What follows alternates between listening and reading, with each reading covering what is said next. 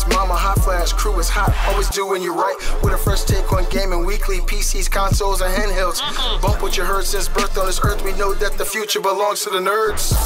Revolver Live, what you say? Revolver Live, every Sunday at 6, bringing that gaming magic to your life. Doing it live on Twitch to show that you don't want to miss. Be sure to subscribe, crack yourself a brew. If at work or you who, now you can join the crew for the ride.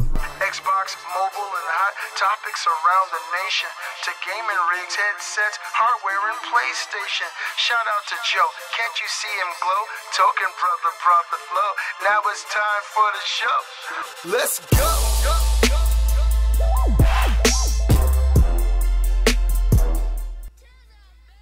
What's going on, guys? Welcome to Revolver Live, the gaming podcast that says forget the past. The future belongs to the nerds. I'm the Beastly Gamer. Today I'm joined by the Revolver team, starting with our heavily dressed cast. Briar Rabbit, how you doing this week, my friend? I'm doing awesome. I see you're all ready for the holidays. Yeah, man. I got this really ornate costume on. I'm feeling pretty good about it. What is that? You look like a broke-ass Torbjorn from Overwatch. What is that? It's a beard, man.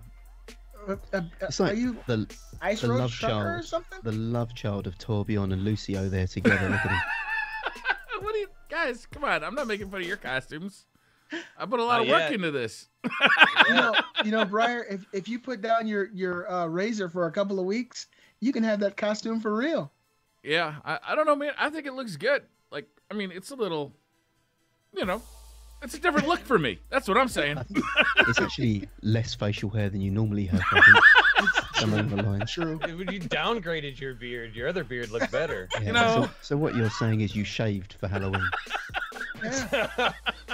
He found his razor. Yeah. Shaved. I knew you guys were gonna fucking give me a hard time for this. I thought this was a fucking good costume. Hold on. I can switch it up. No. Give me a second. Well, here we go. Here we go. Even more effort into his outfit. What's he got? I'm so excited to find out.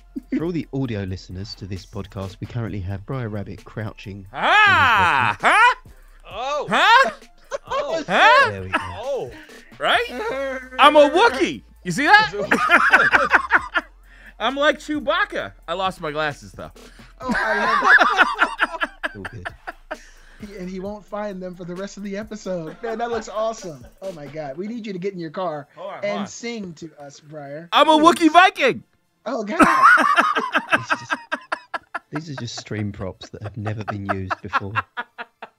He anticipated it with the discussion that you and Gary had about Chewbacca and his role in the Millennium Falcon. Very timely, in fact. I think Briar was speaking from experience. Wilson, I'm telling you, man, you look like you're ready to tear some shit up. Yeah, How you man. feeling this brother, week, my just friend? chilling, ready to drink some beers, man. You know what I'm saying? Beer? Good to go. He's Yeah, like Do this. a weak-ass Dr. Disrespect. In fact, you're like Mr. Disrespect. You never quite got the PhD. I'm really just- not supposed to be Dr. Disrespect. It's just supposed to be like a hippie. It started as like a Chong costume, and like it came with like these Harry Potter glasses. And I just wasn't feeling it, man. So I was like, I'm just gonna put my sunglasses on, put a cigarette in the ear, the bandana, and It looks You like know, I love it, maybe, maybe related to Willie Nelson or something. maybe, or it's just a look at me in the future, man. Oh, I'm loving this episode. The Halloween extravaganza, and last but definitely not least, Gary Diaz. How you feeling this week, my friend? And what the hell is going on here? I'm afraid. Oh, it's nice actually to have a week where I don't have to wear makeup, so you're finally seeing the real me. You look like you're in the Insane Clown Posse. You do.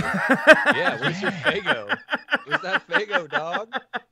I do. I feel like I could be in like a Mexican drug running cartel, just hitting up the streets. I kind of like it. This might be my look from now on. It's a strong feel. Well, just thank God you already have a career. I think it looks pretty nice. Very, very becoming. Yeah. Thank you. Welcome, guys, to Revolver Live. Revolver Live is a gaming podcast with 6 revolving topics. You can become a part of the show by submitting your topics for consideration at revolvergamescast@gmail.com. That's revolvergamescast@gmail.com. We go live every Sunday at 6 o'clock p.m. Eastern at twitch.tv/BriarRabbit. That's twitch.tv/BriarRabbit. We also share the video on YouTube at Briar Rabbit's channel and my channel, Beastly Gamer. If you're unable to see the live feed, that's today, or the video format, check us out in podcast form on Podbean, iTunes, or your favorite podcast service provider. And with that said, welcome to the Halloween episode 15 of Revolver Live. Hey, what's going on, guys? And Chewbacca's nose doesn't really fit my glasses that well. I'm not gonna lie to you. You look incredible with the beard coming down off of it. It plays. I'm loving it, Briar. You know, for some reason I see less of you, but I feel like I see more. I feel like I see the bits that matter. You know, I'm seeing into your soul. It's the twinkle in his eye, you know? It's true, actually. Do you know what? Unkraz in the chat has actually made a point here that I'm actually celebrating my Latino heritage here. It's Dia de los Muertos in Mexico today. So for all our Mexican listeners, I'm solidarity, brothers. Fight the oppressive Northerners. Don't worry. Now, exactly what does this holiday entail, Gary? Because I'm African American, which means I don't know anything about anything. What exactly does this holiday do for you guys? What do you guys do? That's really offensive coming from a white alien. Yeah, I know. Triggered. Definitely a white alien. I don't know how I feel about you putting on white face, Beastly. I'm a little offended. Transgender. It's a microaggression. Let's I'm be pretty honest. sure. Just can we clarify what bathroom would you actually use now? Because you're a trans alien. Whichever one I want, Gary. Whichever one I want. Now, let me ask you a question. Who the fuck is going to stop me? Would you stop me if I walk into your restroom? Probably With a voice not. like that, probably not, no. I wouldn't. I'm I 8 feet definitely tall, wouldn't stop too. you. Yeah. To be honest, I'd Briar, probably come on in. stand back and watch. No, I've been wanting an experience with aliens my entire life, and it would be the moment I was in the bathroom and didn't want to deal with aliens. That I would be have fair, to be you taking a look like big that. dump, and I'd have this awesome moment to like go with ET, but I'm like, nah. I just reach Busy. under the stall, Wilson, and hand you the probe. Whoa. Probe yourself. To be fair, I'd probably okay with follow you that. into the stall if you look like that. That alien looks hella thick. I can't tell from the below the neck. But most likely. Oh my goodness. Welcome to So the show, guys. We got a great show lined up for you. As always, who would like to get us started with the Halloween episode? dude, so I mean, it's no secret what me, Gary, and Briar have been up to, man. We've been playing that Destiny 2 on PC. Beastly, you said you haven't got a chance to play it yet? I don't look happy right now, do I? No. Let me change that. I did not pick it up on PC. I told you guys I would be considering it, and you guys know I'm going to be upgrading and getting me a gaming rig at some point in the near future. I took my hard-earned money and bought Mario Odyssey instead, and I gotta say, I'm on cloud 9, baby. It's awesome. It's incredible. So Nice. I feel you guys, and I'm still enjoying Destiny on my PS4 Pro, and I'm having hella fun with it. And so in the meantime, I've got 2 things to go back and forth to, and I think it was a great purchase. For anybody, Gary, you know what I'm talking about. Mario Odyssey is an incredible game. But I can't wait to hear what you guys have to say about Destiny on PC and why I need to buy it ASAP. Right? Right, Gary? Right. No, I mean, I myself, indeed, before we dive into the Destiny, another game that came out this week that I'd severely recommend anyone to pick up is Wolfenstein 2, the new Colossus. Fantastic. I've just completed the campaign today. My God, what a game. I tell you, that game, if you can't get Viagra on prescription in your area, just play that campaign. That same effect, like Now- a flagpole for at least an hour afterwards. Let Strong me game. just Hell say yeah, this, brother. guys. For people who don't follow us on Twitter, Gary Diaz has been talking about massive erections about this game for the last 48 hours. He talked about it initially starting it up, how he's been on hard. And then as the credits rolled, he said it was even harder. So Yeah. I'm really excited to play this game. I mean, I have I've- no problem with erections, but I can't wait to try it. I've never felt more like a strong, powerful, independent black woman than when I played that game. So, perfect timing. But yeah, enough of games that aren't Destiny. Destiny 2 on PC, guys. How much fun have we had this week? It's been great, hasn't it? 10 of 10, man. I mean, like, we should clarify something. It's as far as like end game and stuff like that goes, it's the exact same game. It's a different feeling sandbox, and the way that the weapons feel, the way that the movement feels, all the frames. It's awesome. It feels really good. You know, you point a gun in a direction and pull the trigger, and that's where it shoots, you know, and it's plays just as well with the controller. I've been playing mostly with the controller. Briar and Gary, you know, they're better at keyboard and mouse than I am, a little bit more comfortable than I am on it. So I've just been using a controller, and I use my PlayStation 4 controller. I've been plugging it in. I've been having a damn good time, man. Like, believe it or not, I've been having more fun in Crucible than anywhere else in the game, because when I get shot or I die, it's awesome. I never ask myself, well, what the hell was that about? Like, I legitimately feel like I made a mistake and got punished for it. You know, like, feels fantastic. There's something about it, right? There's you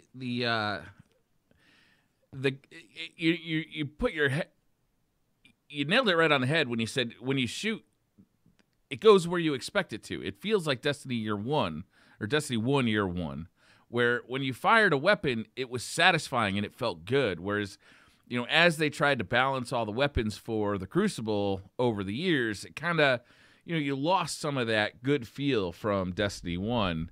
And over time, it got, I don't know, somewhat diluted. But going to the PC version, it just, oh man, it just snapped me right back to Year 1. Yeah.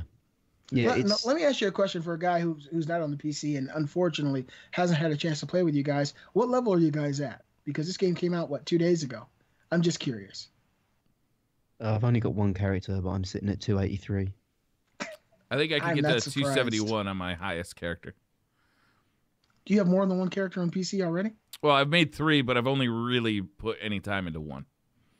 Wow. I was just, you know, for my own gratification. I know how you guys go so hard in this game. I'll definitely be getting it probably closer to the beginning of the year, but I can't wait to try it out. I even know that my laptop, this piece of garbage, is able to play that game flawlessly. So I've watched a few videos of people with the same GPU playing it and running it, and it runs really, really well. So if I wanted to get it sooner, I probably can, and I'll be able to play it here.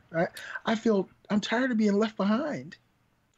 Yeah, man, you got to get a rig. Like, and I just want to like clarify something real quick. Like, there's a lot of talks of PC elitists out there and people that, you know, oh, I don't want to hear. Like, Briar said it perfectly the other day when it was just yesterday when it was just me and him playing. There's a new shiny thing that we're excited about, and we want to talk about it.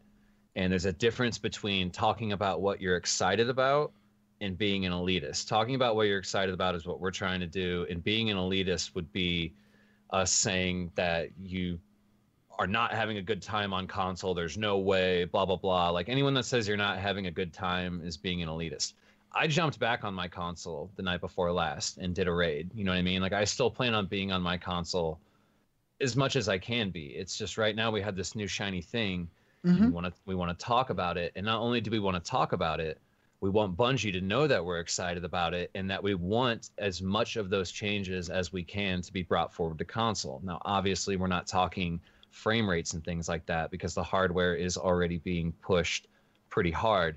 But what I would like to see is sandbox updates where I'm not fighting my gun like I am on console. The recoil of my weapon, like it's very punishing. It's not, the weapons are fun, but now that I've had the experience that I've had on PC and I can see how much fun these weapons could be, I want that on console. And like, I'm not trying to be one of those, I know what's best for console players, because I'm also a console player. Like, you know, I'm trying to juggle both here, you know, it's tough, but you know, I just kind of wanted to throw that out there, like that we're not trying to be like super elite about the subject or anything. We're just excited.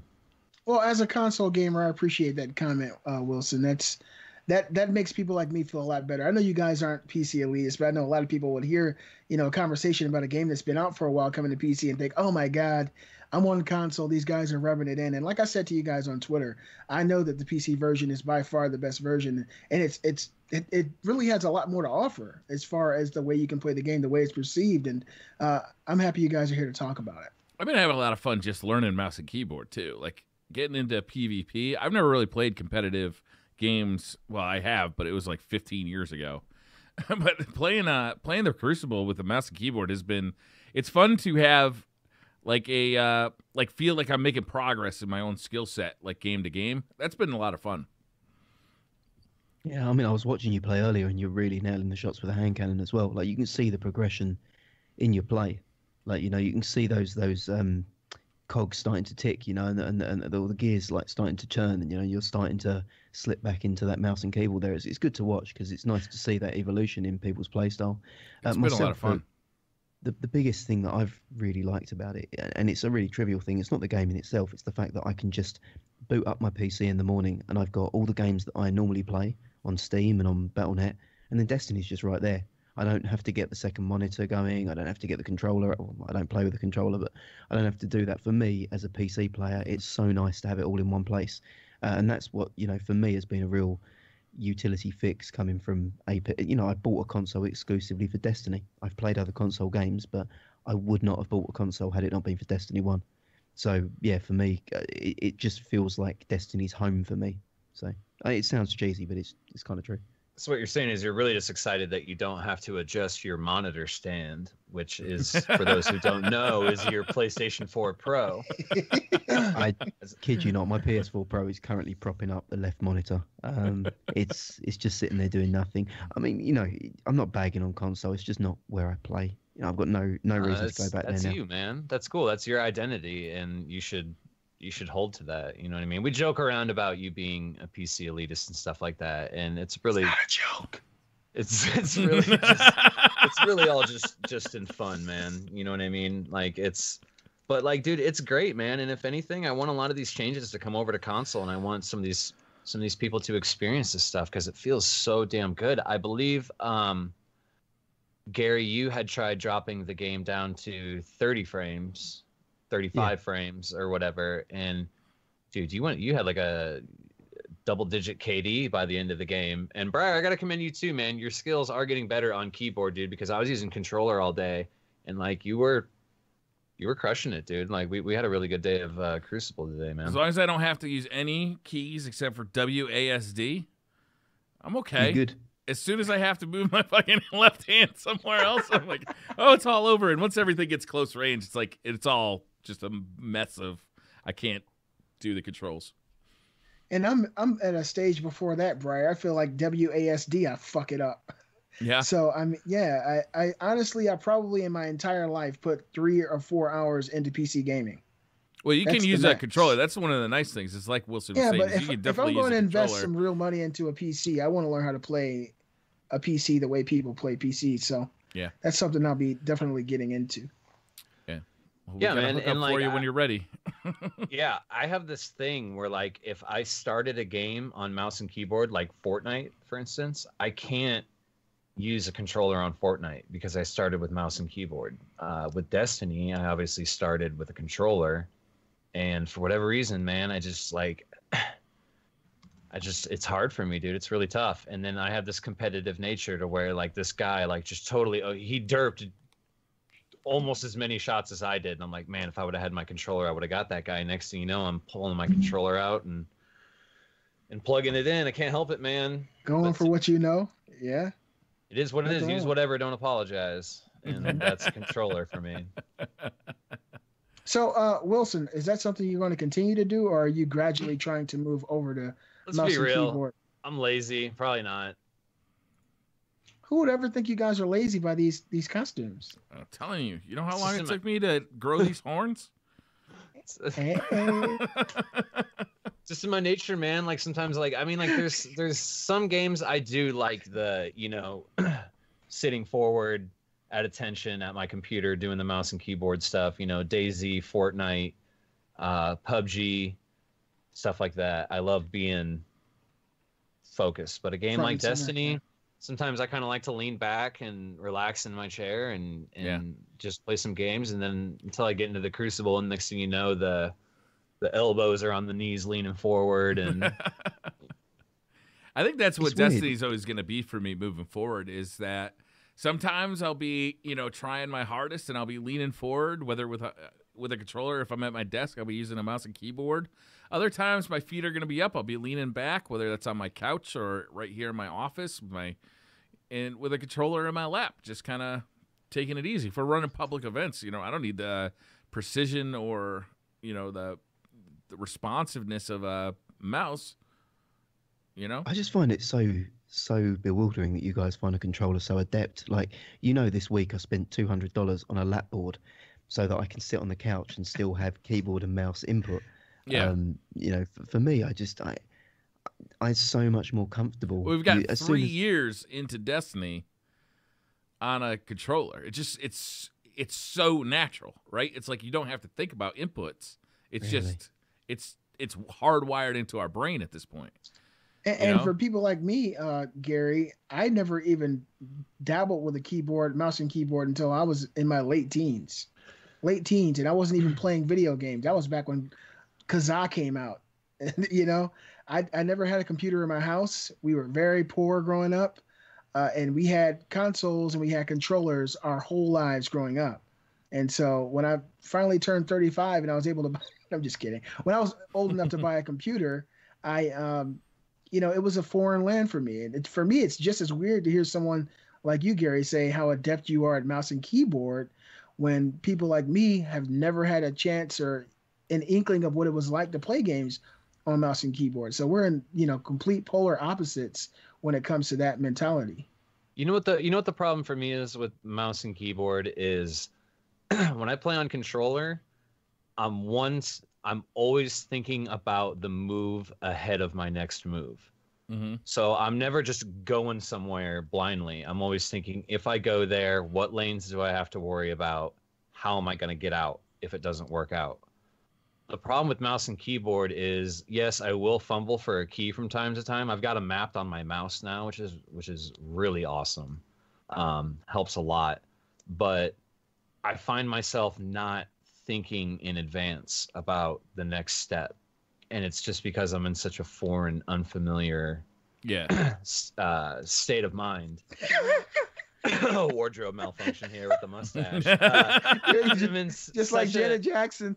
It was an accident, I swear. But and that's something that I need to work on. But unfortunately, I know myself. I'm just like, why would? It's a lot of time for me to put into something when I could just plug a controller in, get my satisfaction, and move on to the next thing. That's the way of being a man. You stick it in, get your satisfaction, and keep on moving. I like that thinking, Wilson. 5 kids, remember that, 5. Do it till you're satisfied. Yes. I'm sorry, guys. I might look like I'm crazy today because I keep smiling, but every time I look around, I look at you guys, it's like looking at these fucking costumes for the first time. It's so silly. Hey, Briar. I'm sweating like a pig in here, man. It is hot. It's like your forehead is like in an oven right now. That's Right.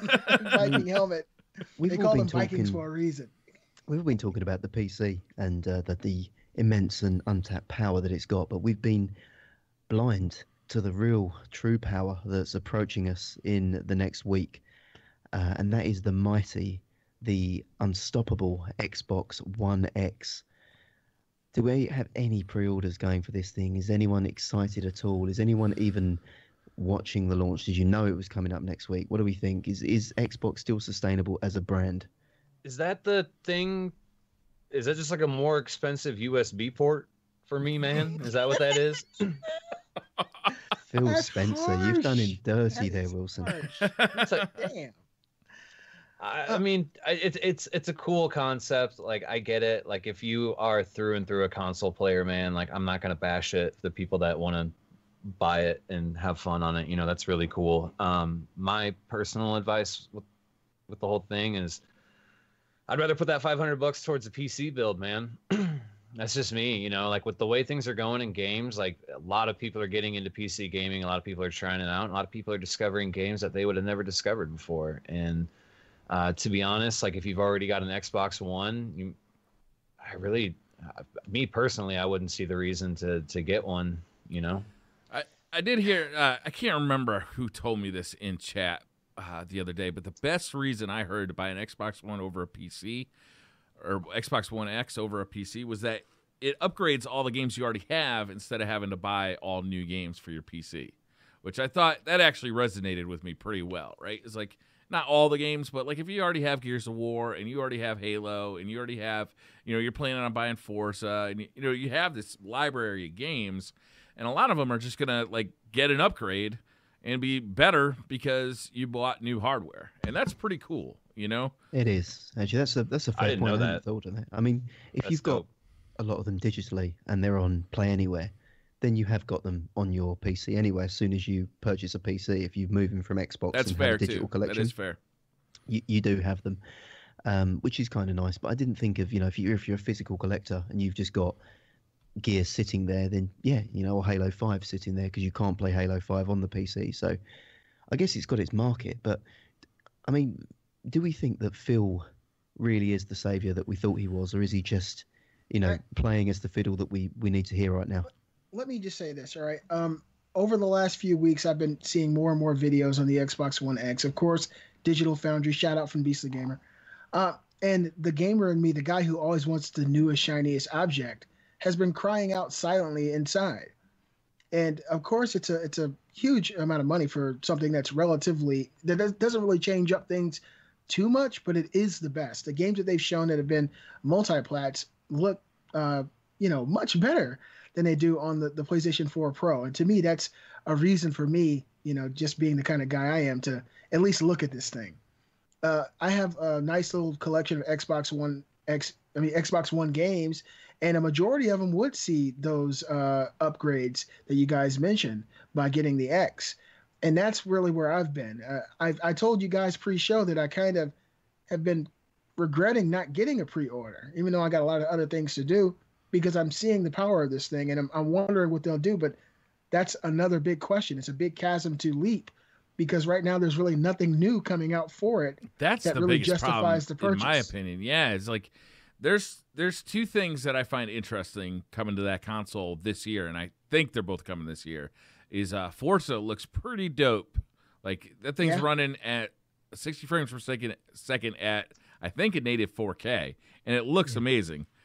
But on the other side of the thing, if I'm going to buy a racing game right now, I'm much more attracted to Gran Turismo that's got a VR mode, because to me that's more next level than 4K. The other one is PUBG. I'm really interested to see what that's going to look like on the Xbox One X. Ooh, yeah. However, I got questions how that game actually performs with a controller, just because you're so often trying to get such precise aim at such long distances. Like, how do they handle that? Is there going to be just like a buttload of aim assist that reaches out for a quarter mile? Like, how are they going to do that? It's a big question to me. And you mentioned Forza. Forza's on the Play Anywhere. So as long as you buy Forza 7 digital, you've got that on PC. Yeah. PUBG's already there. So I struggle to see where the exclusives are outside of the Halo series. Yeah. I played Gears 4 on PC. I didn't play it on the Xbox. Cuphead, I'm playing it on the PC, which was a fantastic game, but again, not an Xbox exclusive. So, yeah. The only one I really know of is Halo. Is there any other? I think Gears of War is on PC now too, right? Yeah. Gears, yeah, and you can play Ultimate Edition. God, they are really so the themselves. remake of the first one and Gears 4 both on PC. Well, now can't Beastly, play hold the on, because others. PC is also a Microsoft platform. Yeah, but it doesn't help their console business very much, Briar. No, it doesn't. And That's why my question really is about is the Xbox brand really, is it a sustainable brand? Should they even be sustaining it? Like, is it worth holding on to? Like, I don't want them to get rid of it. Don't get me wrong here. I want there to be at least two strong competitors in the console business. Arguably, there's 3 right now, which is even better. Absolutely. But when I look at the moves they're making, this is the first time in a couple of generations where I haven't really wanted to own all the consoles, because I just don't see a reason on the Xbox. PlayStation has all the exclusives, which, draw me back to the PlayStation. But on the Xbox side, I'm just sitting here thinking, why?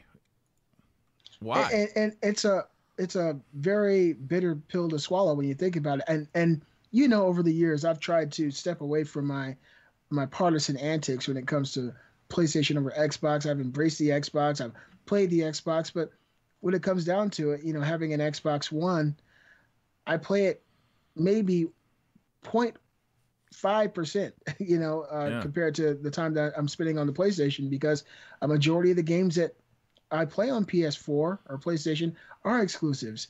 And, especially with my setup, sometimes I just turn on my Xbox just to see if there's anything on it that interests me. And if you have a PC, then the multiplat, I don't care how powerful the Xbox is, my $2,000 PC is more powerful. Yeah. And you can access Xbox Home from your PC dashboard as well, and you can check the store. You can check to see if anything new's come out. You don't have to turn on the Xbox to have access to all of the Xbox features.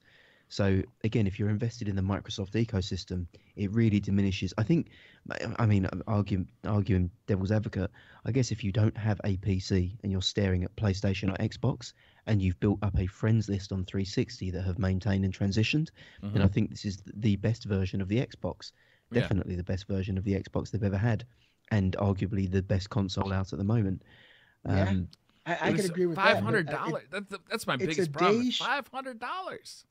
Well, when the PS3 came out, it was like $600 or something like that, man. It was $600, and they suffered for that too. Yeah, they did. They suffered major. I'm just thinking consumer electronics. Okay, we're in a space where I guess a lot of game stores are offering credit. They're offering pay over a set period, and people are comfortable with dropping $1,000 on an iPhone 10.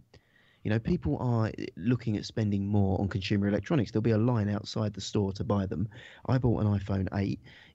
I think if people want that product, they will find means to do it, whether it's an upfront cash purchase or whether it's finance or, using a catalog purchase or something of that nature. I don't think the cash is going to be the prohibitive factor. I just think, like you say, people are objecting based on the library of games.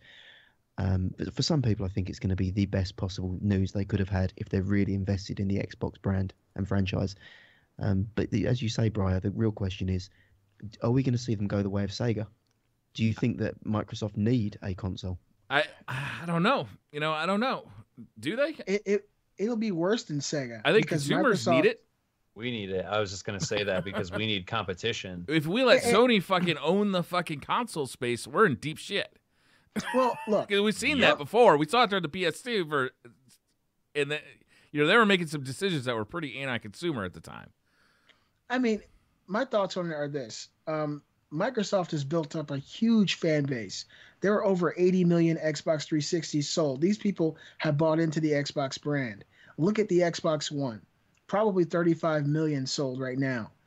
For them to go belly up, it cripple the industry, in my opinion. I mean, look how bad what happened to Sega was viewed by the public and by their followers and people who supported the company. I think that the Xbox needs to be here, and Gary's absolutely right. Right now the Xbox One X is the most powerful and probably best home console, but it's a day late and $1 short.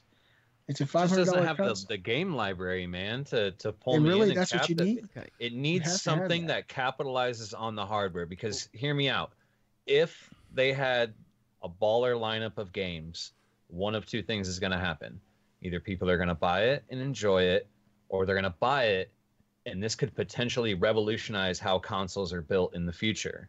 Nobody saw that shit coming with the Wii being as successful as it was with motion controls and things like that. Might not sound like a good idea to us right now, where we have potentially upgradable parts on our console, which is creeping closer and closer towards a PC build. But for all we know, I mean, if they had a good lineup of games, or there is a good lineup of games that we don't know about, this could potentially be the new biggest thing. And if it does have, if you could say upgrade the graphics card on it the next time the new one comes out, or even a processor or something like that, that's just getting you that much more comfortable towards the day that you potentially do want to build a PC. You know what I mean? Because I remember the first time I had to deal with putting graphics cards and things like that in my computer, I was terrified. But the more you do it, the more you get comfortable with it. I want it to succeed. I really do. That's the thing. I don't want this thing to flop. I want it to succeed, but I just don't. I see a really big gun with not many bullets in it. This is Microsoft's biggest problem. Their biggest problem is themselves. They compete with themselves in so many ways by releasing their games in different places to play, even with the Xbox One X. See, I don't see that as a problem, man. Like you're just giving people, choices, and that's great. The problem is that there's no fucking games, man. When's the last time they released a fucking game?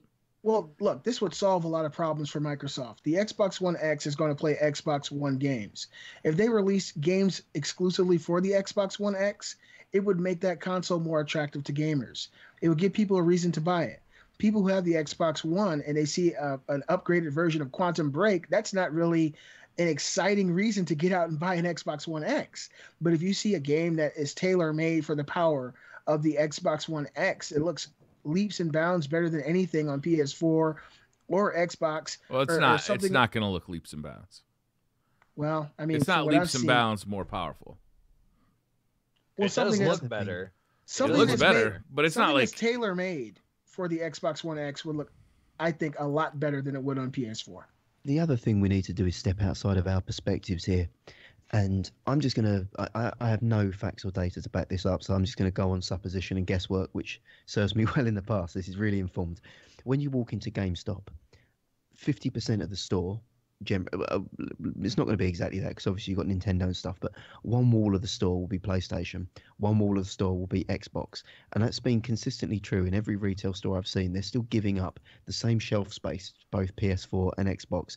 What I'm saying is if the Xbox's games weren't selling to the general consumers at that rate, you'd probably see less shelf space available for the Xbox. I think the average gamer, who isn't people like us who are scrutinising the exclusives, that buys maybe 2 to 3 games a year that's like Madden, and NBA 2K, FIFA, whatever, Call of Duty, it doesn't matter where they buy it. It's the same game. They're going to buy it on the Xbox or the PlayStation. It's irrelevant to them. They're probably not picking up the PlayStation exclusives because they don't really care about them because all their friends are going to play FIFA until the end of time and COD because that's what the general casual audience is made up of. Those games sell like gangbusters every single year across every platform.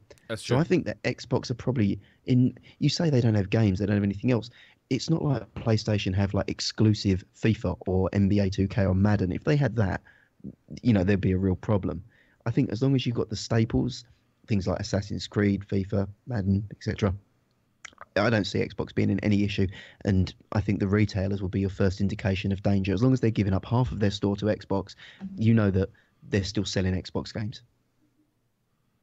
I bet you're right. Opinions. Yeah, I mean, like I think you make a good point there. I mean, there's maybe a handful, like not even a handful of exclusives on PlayStation, and I do think that it is very important to play where your friends are and continue to play where your friends are.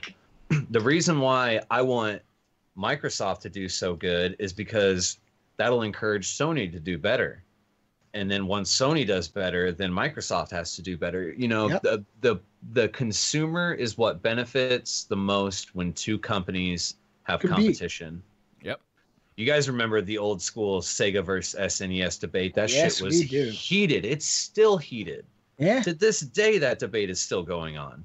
You know what I mean? And that was one of the greatest time periods to sell consoles when there was all that hype generated around it. And I just want to see some competition between the two so that they inspire each other to work a little harder, work a little better, make a little more money, So do you guys think that at its current state, the Xbox One is giving Sony Xbox One X is giving the console competition anything to really be worried about? Do you think that the Xbox One X won't drive sales? Do you think that PlayStation and PlayStation 4 Pro are worried about what it's going to do?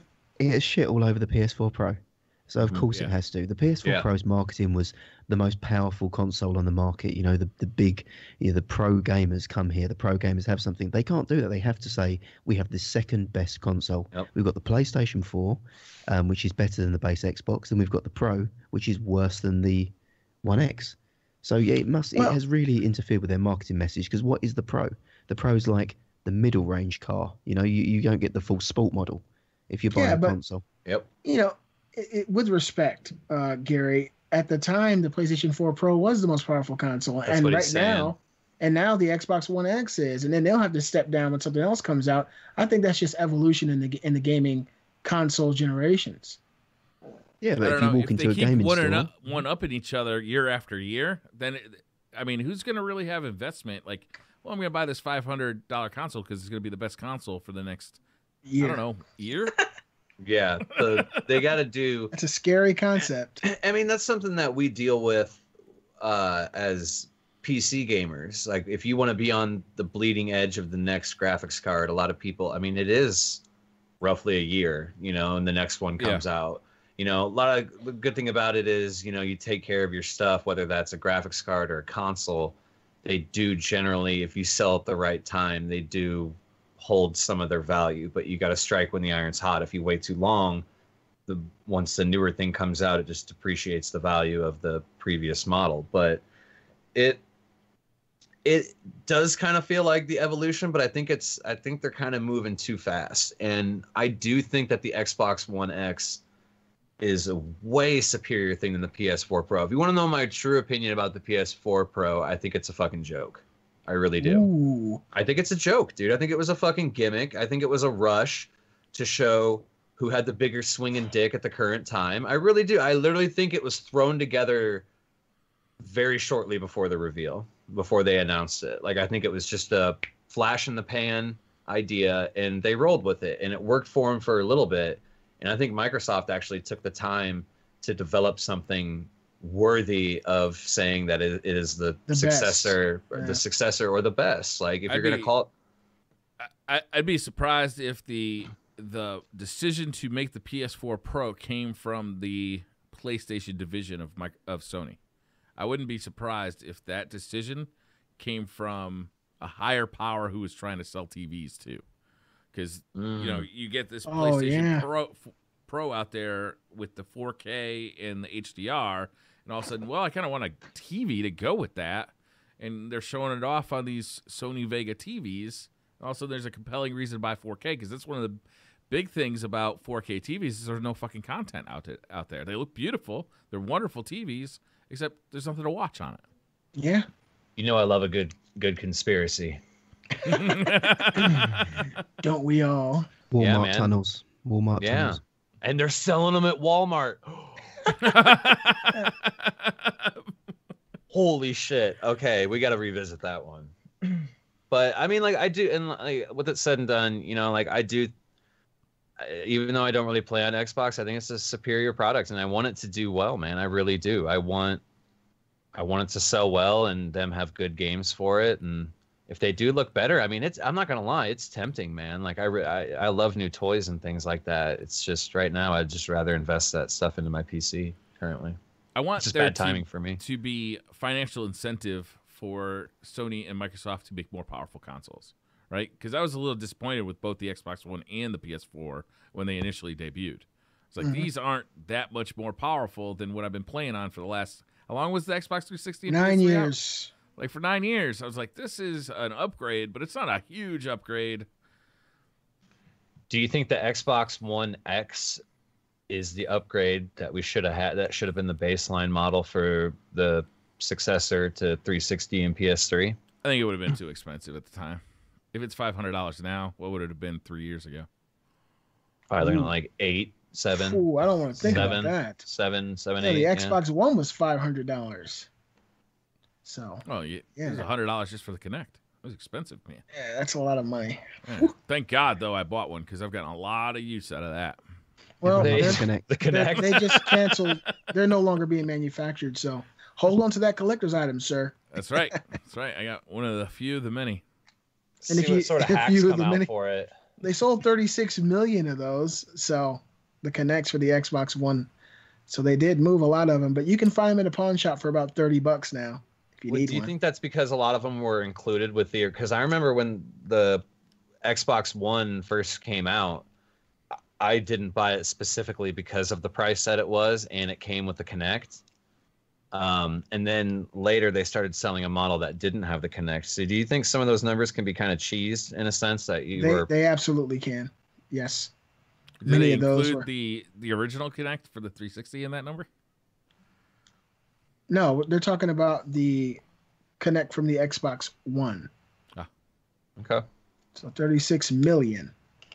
It's a lot of damn Connects that people didn't want to use. And Briar, you said you got a lot of use out of yours. I would have paid money to see you using that. Oh yeah, tons of use. I mean, our first podcast together was filmed on the Connect. Oh yeah. Really? Yep. How many times did you say Xbox on in the time? Oh, you just turned on my Xbox. Damn it. Xbox on. Xbox off. Go back to sleep. Damn. Xbox, you're drunk. Troll. I'd be the first one to say that's just a bad idea to have a console that does 4 that. o'clock, For yeah. that's like borderline like built-in next Troll. level parental control. No, man, parental control. If I'd have been 8 years old and my dad came into my room or my mom came into my room and said Xbox off, I would have went full flip shit mode. Midway through a trials card as well. Hey Briar. Right? Briar, do you remember during the playing Call of Duty on the Xbox One a few years ago? I think it was Call of Duty Ghosts. It may have been the one that came out after that. It actually may have been after Ghosts, but someone's name on Xbox Live was Xbox One off. Oh yeah, that's right. Do you remember? Yeah. How fucking crazy was that? Yeah, that was hilarious. That was a great news story. Yeah. So if you yelled out his name, like to call him out to your teammates, shit is your off. shit would turn off. Smart man. Hell no. I didn't even think of that until you just registered that. That would have been me. I would have been that guy. God damn it, Xbox One off. What are you doing? Oh, wait, no. Smart man. Wrecked. yes, Dude, that's you are. almost as good as Gary trolling Briar's stream through the Blizzard chat because your text messages show up in the bottom Yes. corner. And what was Gary was inciting a riot in chat? He was telling them to say shit. It was pretty good. Perfect, dude. That I don't was... have any fucking idea that it's going on either. Even though it's on the screen I'm looking at, I have no fucking idea. Yeah, the thing is, you can put little arrows on it as well because it comes up where Briar's positioned his camera. The chat comes up right next to it. So you can say things like, ask this man about a bag of dicks and put an arrow next to it. And it just comes up. It's great. That's so wrong. It's great. It's good stuff. That was like Angelina Jolie, like the Hackers movie from the 90s. That was awesome. You're like Zero Cool. That was acid prefer burn my, or Zero Cool. My retro hacker movies, I prefer the Jackman classic of Swordfish. That's the one that I go Oh, to. God. Now, I've got to take over Hackers as... is older. Hackers is older, though. Is it? Yeah. Guys- Have you seen that movie? I Hacker's haven't. old as hell. Google it. Put it in your queue. You will love it, and we'll talk about it. It is I'm on awesome. it. I got to take over as Gary Diaz, who normally keeps us on cue. We've covered approximately one of our major topics for today's episode. We are already 50 minutes in. So we're going to move over to the next topic, which is the greatest fears. Whose topic was this? This was mine. Let's get it. So whether it's in real life or gaming, what are some of your greatest fears? They could be subconscious fears. Within gaming, it could be a certain particular moment in gaming that frightened you. Or so I'll start. So subconscious fear is an easy one for me. When I sneeze, I hold it in because I have this subconscious fear that the moment I just let this sneeze fly, that somebody's going to be right fucking next to me and I'm going to sneeze on them. And that is like the worst thing ever. Like I used to ride to work with my cousin every day and when I'd sneeze and he'd be like, dude, let it go. Release the fury, man. It feels so much better. And I'm like, dude, like the window's open and I could have like sneezed on. And he's like, is that your thing? And I'm like, yeah, man. Like, I just don't want to like just cut loose on someone and germ them up. Like that's a big one. It's a considerate fear, man. You care so much for your fellow man. You're fearful of it. Like, how embarrassing would it be if you're just standing in line for something and then you look over and you just sneezed on like some little old lady or just anyone and just. It's all right. It was her time. It was her time. It's It's her natural time. selection. She's experienced everything in life except getting sneezed on by a random hippie in the gas station. Done. Fair enough. A gaming fear, or I'm sorry, real life fear of mine. It's pretty simple. Spiders. Fucking hate them. I cannot stand spiders. I know a lot of people are like, oh, snakes are so much worse. Here's my argument to that. Mm-hmm. When is the last time a snake sought you out in your home to fuck with you? When's the last time a spider did that? That's happened Every zero fucking times. day. every fucking time there's one in the room, dude. They have 8. What do they have? Like 9 eyes, 8 eyes? I don't know. God. It's terrifying, dude. They have poison. They have flesh-eating bacteria, and they like to fuck with you while you sleep. I don't have snakes coming into my house like trying to curl up with me at night, like getting warmth. I have, however, woken up before with spider bites. I had this nasty one on my arm when I was in high school, dude. I had to go to, it was like a big boil. It looked like this, dude. It was like swelled up. It was really bad, man. He said it could have been it's a good thing I went to the doctor, man, because it could have been a fucking or something. brown recluse with that flesh-eating fucking bacteria, man. I'll thump one of those in the face. Dude, that's what I'm saying, dude. These things live under your house right now. Under your house. I didn't know you were Not my podcasting house, from like motherfucker. Bolivian rainforest or something. What the fuck sort of insects you guys have? We have real insects. We have American insects that don't fuck around. Do you know what we have in England? We have pigeons. Pigeons is about as good as the fucking wildlife we've got. Yo, pigeons carry a lot of dangerous bacteria. Are you serious? Yeah, man. Squirrels, the squirrels, pigeons, the occasional rabbit. That's about Rabbits it. can be dangerous. You ever see Search for the Holy Grail? Look at the rabbit on the podcast. He looks like he's ready to fuck some shit up. I'm about ready to God, pass out. It's so shit. fucking hot in this office right now. I bet you if you take off your Viking hat, it looks like you've been in the shower. I mean, this morning Sure it does. I found a centipede near the front door, but it was like a very small one. I picked it up and put it outside. That was about as scary as the bugs are in the UK. We don't really have anything. It's nothing that can hurt you, at least. Most terrifying thing I've ever experienced. And I've been bit by dogs, 198 stitches, all this shit. Most terrifying thing I've ever gone through was I woke up one morning and I went to what I call the porcelain throne, which is the toilet. And I went to do my thing. And this was back at my parents' house back in the day. And something just didn't feel right, man. And I was like, something just doesn't feel right. And I flushed the toilet, and I shit you not, dude, this spider that was like legs and all, like that big around, was just hanging on the inside of the toilet bowl because I flushed it, and whoop, down it went. Whoa. I almost had to poop outside after that. I'm not even kidding. You should. I'm not even kidding you. That was terrifying. Do you know the psychological effect of every time you potentially sit down on the toilet that something's trying to fuck you up? The spider gonna bite me in the ass. It's a very vulnerable position because you've got like your junk hanging limp, just down, gracing the water. I mean, you're kind of presenting it to anything that wants to attack. It's not a good look. It's not a good look. It's not. You're at your most vulnerable when you have your pants down on the toilet. Yeah. Yeah. Look what happened to. I mean, spoilers. Look what happened to Tyrion Lannister's dad. Whoa. Right. You know. Whoa, big spoilers. And if I had to say gaming fears, this is gonna sound kind of cheesy. Just letting my team down, man. Like PvP. I don't want to be that person who makes the mistake or I have no such fear. Or call that shameless. But my man, you know, and it sounds cheesy, but like I want to try to do my best to, when we are trying to win, there's obvious times that we're fucking around, but like there's times that you know, I'm like, I want to go flawless just because of I just want to go flawless this weekend. And if you guys are really my friends, you would help me go flawless one day. Then let's do it. When it comes back, and it's been taken away for a while now because of that emote. Yeah, it's not hit me up with your BattleNet ID, and we'll sort something out. It's fine. I'm talking to everyone here except the elitist. Never mind. Gary's talking about the elitist is probably the best one among us all. It's true. It's true. But like, just letting my team down or going full tilt and being toxic, you know, because like I'm guilty of it. It's happened. We're only human. Just anything that overall brings the mood of the team down or prohibits potential success. Damn, that's a lot of weight to carry. I just try to have a good time. Shit. I do too, man. But sometimes I want to fucking win. Like I said, sometimes I get super alpha male and I just want to win. Yeah, I don't know what it is about some teams, but sometimes I'm just like, I see a guy teabag me or one of my teammates, and it's like it's go mode. Like I get ultra fucking serious. White Knight, you know me, Briar, the White Knight bagger, dude. Yeah, I will.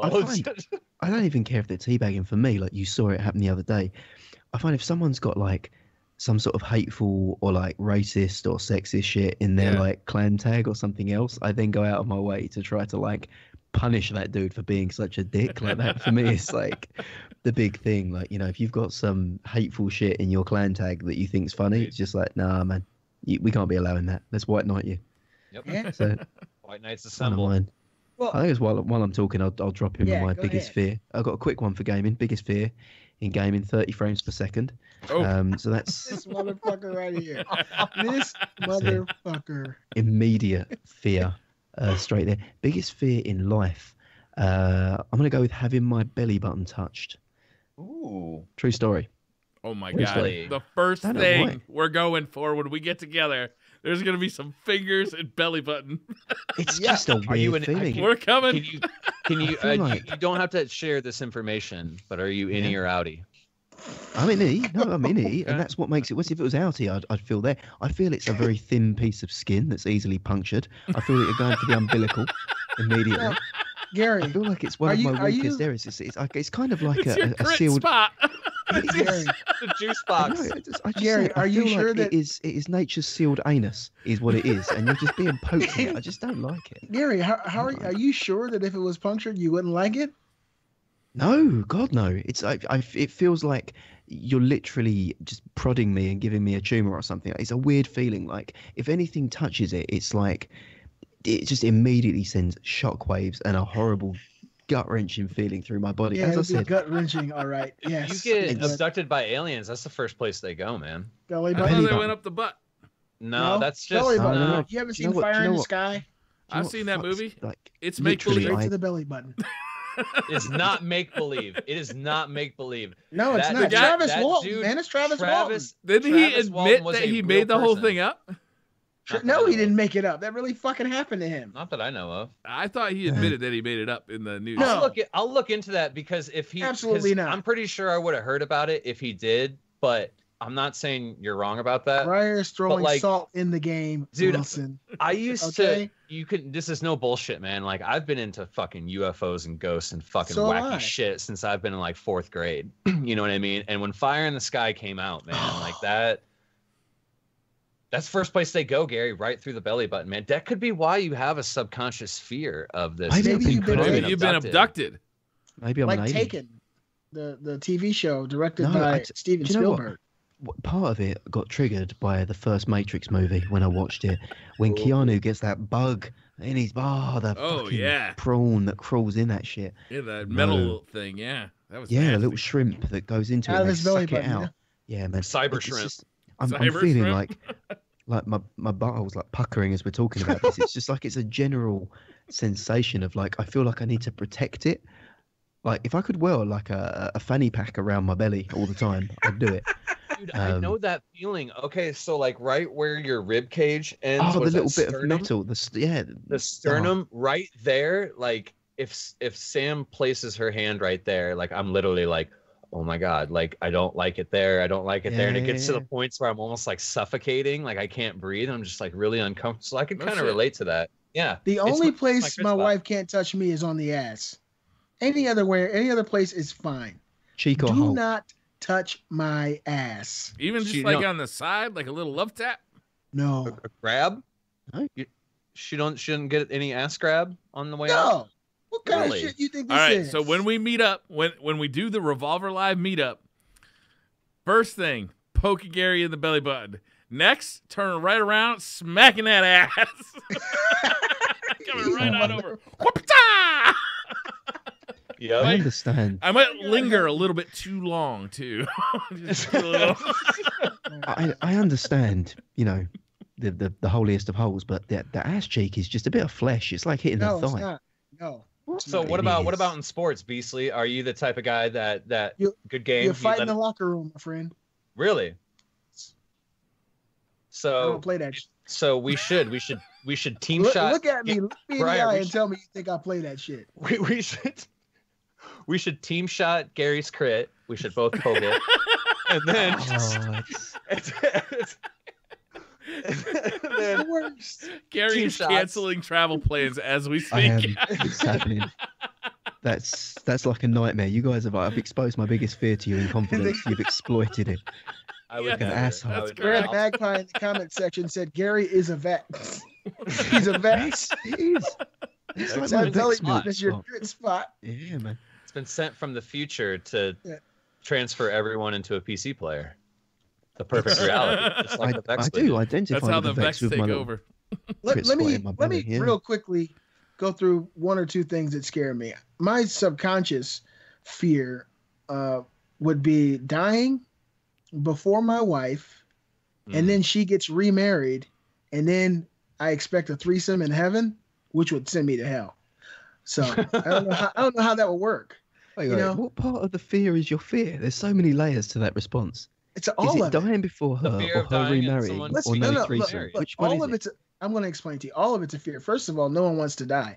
Dying before your wife, and then you go to heaven, then you realize she got married to some other guy. You're like, wait, Wait, does she love him no, more no. than me? You're called to That's die a as long fear. as you witness her dying first. That's what you've just said. Oh my God. Don't try to flip it. Don't try to Before flip your my wife, just fear. to clarify. No, I don't look.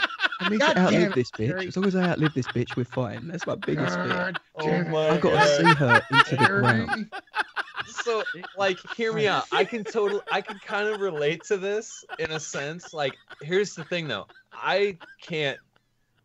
Sam can't die before me because I could barely take care of myself. Right. Like, do you really think like when I'm 70 years old, I'm gonna be any better at taking care of myself? I mean, It'll be let's like real. 2-3 days before you follow her right behind. It's pretty easy. It's pretty easy to understand my point, Gary. I'm 10 years older than my wife, so I'm going to die before her anyway. Me dying isn't the problem, but the realization that she marries some other guy, falls in love with him in the time that it takes for her to die, and then when she goes or he dies, and then me and this guy are standing in heaven side by side, looking at each other like, she's my motherfucker. There's gonna be dudes lined up outside her door trying to get that Beastly Gamer game collection too, man. That's like fucking all sorts of dudes are gonna be hanging out. They're like, oh, I heard Beastly died. bullshit. What's Kate up That to? Fight to the They death, want that man. portrait. Like a couple of Good looking girl, peacocks, got a you know, bunch of video like- games. She plays them. She's good at Destiny. She's a runner. There we go. She's She is a a runner. runner. Yeah. Now- Fastest gauntlet runner in the raid to date. Mhm. Yep. I'm very World record. similar to Wilson in the sense that I'm into conspiracies, ufology, cryptozoology, and shit. But when I was a kid, we actually saw things. We lived in a house in Ohio that there were ghosts. And this is Halloween, so I'll tell a quick 1-minute story. My mom was babysitting our cousins. They spent the night over our house in our room. I woke up in the middle of the night. My dad was at a strip club. Sorry, Dad, I had to air you out on Revolver Live. My mom was downstairs cleaning. It had to be about 1 a.m. My older brother woke up with me, and we decided to go downstairs to hang out with Mom. It was 1 a.m. My cousins were on my bed asleep, my 3 female cousins. We walk into the hallway. Directly across from my bedroom is my mom and dad's room. And sitting at the foot of her door was a shadow, what people call shadow persons. It was a shadow person sitting directly at the foot of her door, like right across from us, 3 feet away. And it looked exactly like her. It had the outline of my mom. And there was no lights on in her room, but this thing was so black that you could see completely around it. It's like a supernatural darkness. It's like if you looked into the woods and you could see something walking in between trees. It was that kind of darkness. So me and my older brother shot down the stairs screaming because we ended up terming the Black Cassandra. My mom was downstairs vacuuming. We told her the story, cried for a long time. She gave us some candy to calm us down. But unfortunately for us, she sent us back upstairs about 40 minutes later Fucking hell, and back to told Black us Cassandra. yeah, that's what we call it. My mom's name is Cassandra. But she sent us back upstairs and she wouldn't follow us. And so as we were creeping back up the stairs, we were holding hands and my brother was looking in my mom's room. He was in front of me. So as soon as he saw that it wasn't there anymore, he let go of my hand because he's an asshole. And he took off. He ran into the room without me. And I ran in about, maybe a second or two behind him. And our door slammed and hit me in my head. And it caused a cut in the back of my head. It's still there today. But my mom came upstairs. My cousins woke up. I was on the ground crying, and that was the story of the Black Cassandra. We lived in this house. There's a lot of really messed up things that happened there, and I swear to you guys, I'm not lying about this story. Man, I've experienced some things. I've never had anything like visual like that. Like, Oh man, this house. long This story short, my buddy's dad bolted a long time ago, just up and left the family, and his mom left and moved to a different house, and his dad had all these bills paid at this house out in the middle of nowhere. We used to party there so hard in high school, dude. We had a whole house to ourselves. Some of my buddies, they were more outgoing than me. They were like sports guys, and they met some girls from another town, and long story short, we had a party, and a buddy and one of my girls were upstairs hanging out, and this other girl went upstairs to check on her friend, make sure she was all good, and we just heard screaming. So, and like this house was fucked up, dude. Like heavy air, constantly felt like you walked into an unwanted, like an entire restaurant stopped eating and just looked at you. Yeah. Like that's the feeling you got everywhere in the house. We went upstairs, like, what's the deal? You know, and people screaming, bringing down the vibe and stuff. And she's like, which one of you assholes has your little sister up here just sitting in the room while you guys are downstairs getting fucked up? And we're like, what are you talking about? And she's like, there's a little girl just sitting right there on the end of that bed. And I'm assuming that's one of your sisters or something. And we're like, you broke rule number 1. You talked about the ghost in the house. You got to go. Like, you're not supposed to talk about it in the house. Like, shit just gets crazy. Every time we talk about it, like, shit would get crazier. It was a fucked up house, man. It was weird. We could have a whole episode on the things that we saw growing up in Ohio. Every time I go back there, I take my wife and we go back and visit these houses, and I knock on the doors, and nobody ever answers the door. Like, you know, there are people who live in these houses, and I'm talking about last year. I went to all these houses and knocked on the doors to ask people if they'd seen anything. So it's Wait, real, you had man. It multiple haunted houses? Yeah, 14 Marie Terrace, 339 Noble. These houses, there are demons inside the houses. Have you ever wondered if maybe Demons? you're the problem? If Right? there's multiple houses here. Listen, we're Did you ever talking think about that maybe whatever it is following you? Well, you know, I have Cherokee Indian in my family. As a matter of fact, my grandmother is full Cherokee. And these things haunted my mom. And they would come to us when we were kids in the form of all kinds of stuff. Our toys would wake up. Our toys would come to life and walk towards us in the bedroom. Ooh, Puppet Master? I don't do that shit. Little known fact, Beastly Gamer was actually the inspiration for the movie Toy Story. It wasn't like that. But, you know, we saw these shadow things all the time. One came up in the bed right next to us. The clothes in my bedroom scooted together and came into the form of a human being. Just a whole bunch of real fucked up stuff.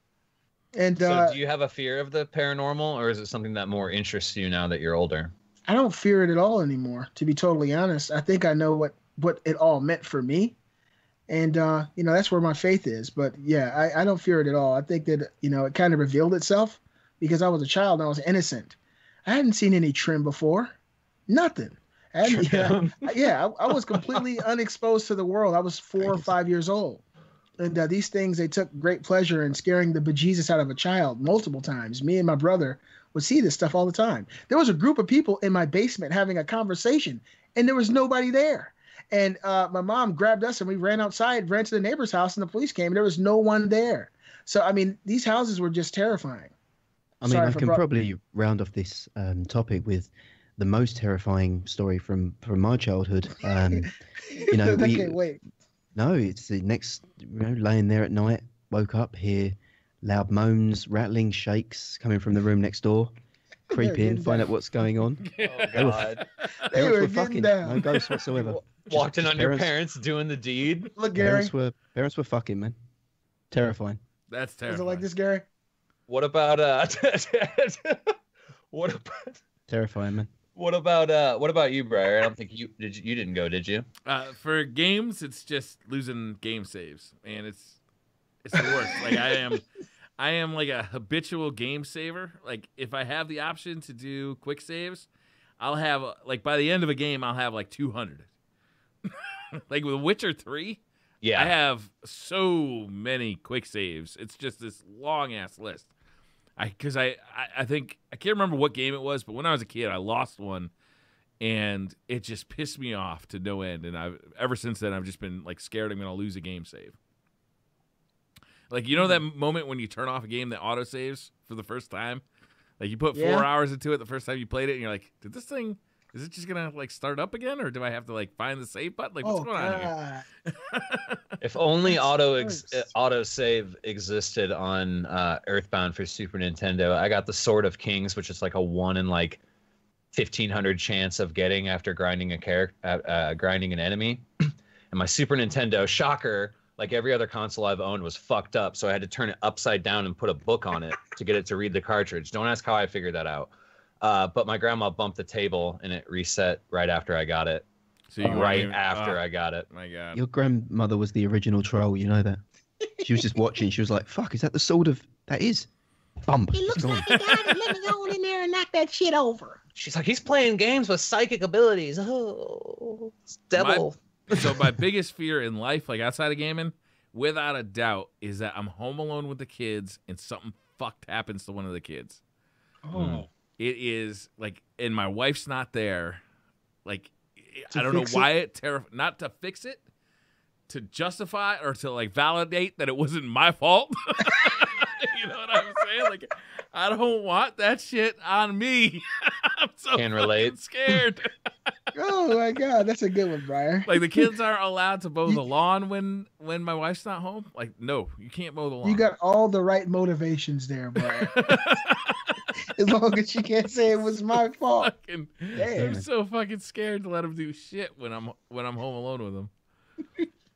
That's an understandable fear, man. I mean, that's exactly how my dad was. My stepdad was with us growing up. You know what I mean? Like we go, there's this junkyard out in the middle of this woods that we'd go play at and stuff. And I'd be like, can we go to the junkyard? He's like, no, your mother's not home. I'd be like, well, she'd send, if something happened to us, she'd send you. No, I don't care. Your mother's not home. Go throw sticks in the creek. You know, whatever it is. Smart guy. Just go outside and count the bricks on the wall and come back in and tell me how many there are. Yeah. The same as last week, Paul. Yeah, right. Just double check for me. Just count the bricks on the wall. I find myself the more older that I get, I find myself leaving my house every morning going, did I turn the coffee pot off? Did I leave something on? And when that little mental needle gets threaded right into your brain, there's no getting it out there. And it's even worse when I'm leaving my studio. I'm like, did I turn the propane off? Did I turn the gas off? Did I turn my kiln off, which is essentially a box sitting at 1100 degrees? Ooh. You know what I mean? Like, so every day when I leave my studio, I have to make a short video on my phone going gas off, kiln off, doors locked, this and that. Like, it's like a checklist for me, so that when I'm like, did I turn that off? I could look at my phone and be like, it's okay, a smart I did way it. to cover your ass, man. It's a stoner way of doing it because you just can't remember shit. So I got to make a video and be like, oh, that's exactly how it. So, all right. So I'm guessing since we've covered those bases, we'll move on to the next topic. And it's my topic, and it's about the Nintendo Switch. As you guys know, one of the later games that have come out for the Switch is getting rave reviews around the world. It's Super Mario Odyssey. And I've been fighting my wife and kids. Actually, my wife's in there playing it right now to get more time with this thing. Unfortunately, we only have one Switch. But my thoughts on the Switch are this. I hate loving the Nintendo Switch. And what does that mean? The Switch is an awesome concept. It's an indie machine. It is a retro console, all the SNK arcade games, limited exclusives. But some of the best games I played all year, like Mario Odyssey and Breath of the Wild, are Nintendo Switch games and Game of the Year contenders. Nice ports incoming, like Wolfenstein 2, Skyrim, and Doom. But my issue is I've spent limited time with my Switch, but I absolutely love the time that I've had with it. And the thing is, for me, it comes down to the top-tier AAA type of games on the Switch for gamers to have access to right now. Of course, The Legend of Zelda Breath of the Wild is amazing. Everybody loved that game. But for me, Mario Odyssey is an even better experience. And so now I'm putting in more time playing the Switch. I took it to work with me today. I took it yesterday. It's there for me. It's a portable machine. It has a AAA kind of experience on it. But I hate loving it because it's like an oxymoron. Those two ideas don't coincide very well. It's something that you have limited time playing or you've played very little of, but you love it so much because the AAA games on it are so amazing. Have you guys run into this experience at all with your Switches? I don't even know what you're talking about exactly. You love it because you haven't had time to play it? No, I hate loving it. I hate loving it because to me those ideas clash. The idea that I play very little of it, I've played very little of it. Do you think that the reason you love it is because you haven't played that much of it? Like it's still like it's still fresh and new? Not necessarily. I mean, I probably put 15 to 20 hours in on Zelda. And it was a great experience, but other things pulled me away. But now that I'm playing Mario Odyssey, other than Destiny 2, no other games has pulled me away from Destiny. But Mario has. I've probably gotten 6 hours in since the game came out playing it on my Switch. And I think it's an amazing console, especially with more and more games like that. But I feel like if it had more experiences like Mario, like The Legend of Zelda, it would take over my life. And I hate the fact that it's so amazing, but there's just so few games on it for me that have made me gravitate toward it as like, you know, my main console or one of my main consoles. But when we see games like The Legend of Zelda, games like Mario Odyssey, it just completely encompasses all our time as gamers. That's a game you definitely need to try, Briar. That's my thoughts on it. I hate the fact that I love it because I don't understand why you hate that you love it. Like that doesn't add up to me. Is it because you don't have the time, as much time as you'd like to invest into it? Look, like, are you loving it so much, but day-to-day life is just getting in the way from keeping you from enjoying it? This sums up what I'm saying. I've spent limited time with my Switch this year, but the games I've played on it are magical experiences, and those two facts clash very hard inside my head. It's like there hasn't been enough to keep me on the console, to keep me gravitating towards it. Oh, okay. I get it now. Okay, yeah. I get what you're saying, but for me, like, the Switch is easily my favorite console of this generation. Like, easily my favorite, because I've got my PC, my multi-plats. That's where I do my what I'd call serious gaming, if you want to call it, my traditional gaming, conventional gaming. The Switch, I am buying so many games for, and obviously collecting all the Joy-Con colors, which is just a fetish of mine. I like the form factor of it. I like the portability of it. As a Vita fan, it really speaks to me in the fact that I can take this anywhere and I can plug it in if I want to. The games that it's got are all quality games. You're hard pressed to find bad games on it. There might be, out of the 200 titles there's probably 10 bad games that I think are just not good games. I wouldn't say I play the other 190, but they're there. You're getting great ports, but the indies that it's got are fantastic. Oxenfree, which isn't a Switch game, but I played it on the Switch, was stunning. A point-and-click adventure works so well with a touchscreen. It's fucking obvious, but it does. It's as I said, the fact that it's immediately a two-player machine, very social in the fact you're not isolated into having a single player on it. It's got such a diverse library of games on it. I mean, I think the way that the momentum's building on the Switch, it's going to be something that people are going to be spending more and more time on. It's the most different and unique console offering. PlayStation 4 and Xbox One are not differentiators to me. They're just iterations on the same things we've always had. Agreed. To me, the Switch represents the future of the console. The fact that it will be this ubiquitous thing that you can just pick up and play anywhere, whether that's through cloud or other technology, just the fact that it becomes something that straddles the mobile and the conventional gaming. I think it is the future of gaming, at least a glimpse into it. And that's why you're like Russell Crowe. You have a beautiful mind, Gary. And I mean that in the best way possible. For me, like, your love for the Vita, I can appreciate, but I don't have the same love. And it's probably the same way for the Switch. A lot of the games that you played on the Switch I've seen, and they just haven't been my type of games. But with the changes coming to the Switch and games that are, announced for the Switch and things coming down the pipeline, those are more my type of experiences. And so for me, I still arrive at the same place that you do, but for a different reason. I'm not really an indie guy, and it's not because indies are a bad word. It's just that I've never really been that guy to sit and play tons of indie games or little point-and-click adventures. I've always been more of a AAA or a story campaign or first-person shooter. It's going to be interesting to see this holiday season. Doom is, I don't know if it's coming this holiday season. I'm buying that. Doom is coming out. They said Wolfenstein 2 is coming out for the Switch. And Skyrim is coming out for the Switch. So I'm going to have all three of those. Depending on how successful those games are on the Switch, I think will make the decision for other developers. Should we put out, AAA games on the Switch? Because they, a lot of studios or developers don't want to do that, right? Because they've had problems with putting games out on Nintendo systems in the past. So it'll be interesting to see how well those games perform. See, and for me, it doesn't come down to a frame rate thing. It doesn't come down to the best resolution.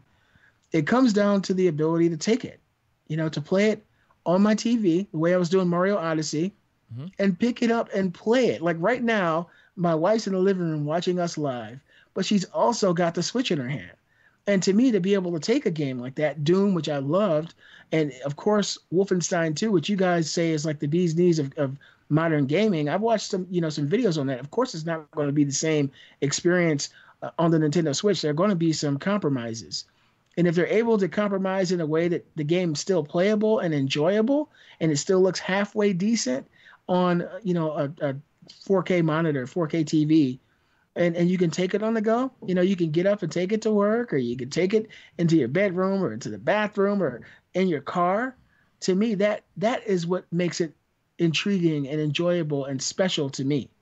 So I mean, it's interesting because we're almost coming at it from two different angles, because they're the things that I'm least interested about on the Switch.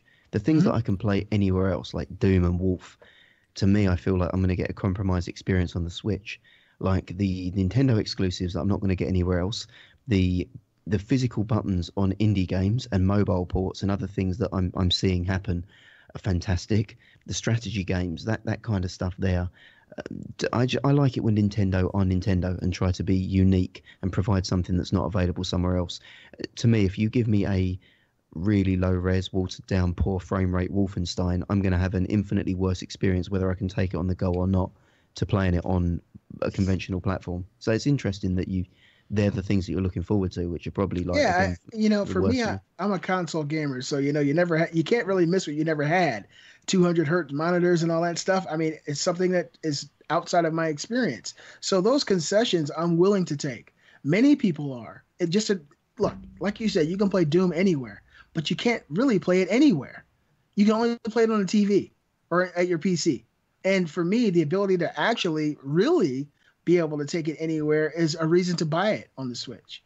It might look a little different. It might run slower. It might not be the same pedigree or the same product, but it'll be a comparable product, and it'll look good enough, and people are going to buy it and enjoy it and be able to take it on the go. And to me, that ability to be mobile, really mobile with AAA games for the first time is something that I've been looking forward to for a long, long time.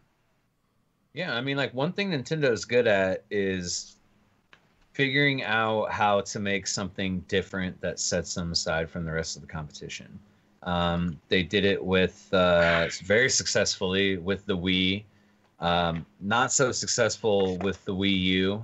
They tried. It kind of seems like the Wii U was what the Switch was kind of supposed to be, but they just kind of said, "You're right, fuck it," and fell back on it. And they're like, "We'll just make it a in-home portable, type gaming device." And sometimes some of those games you couldn't play without one or the other, the TV, or some of them you had to have both. But my point being, what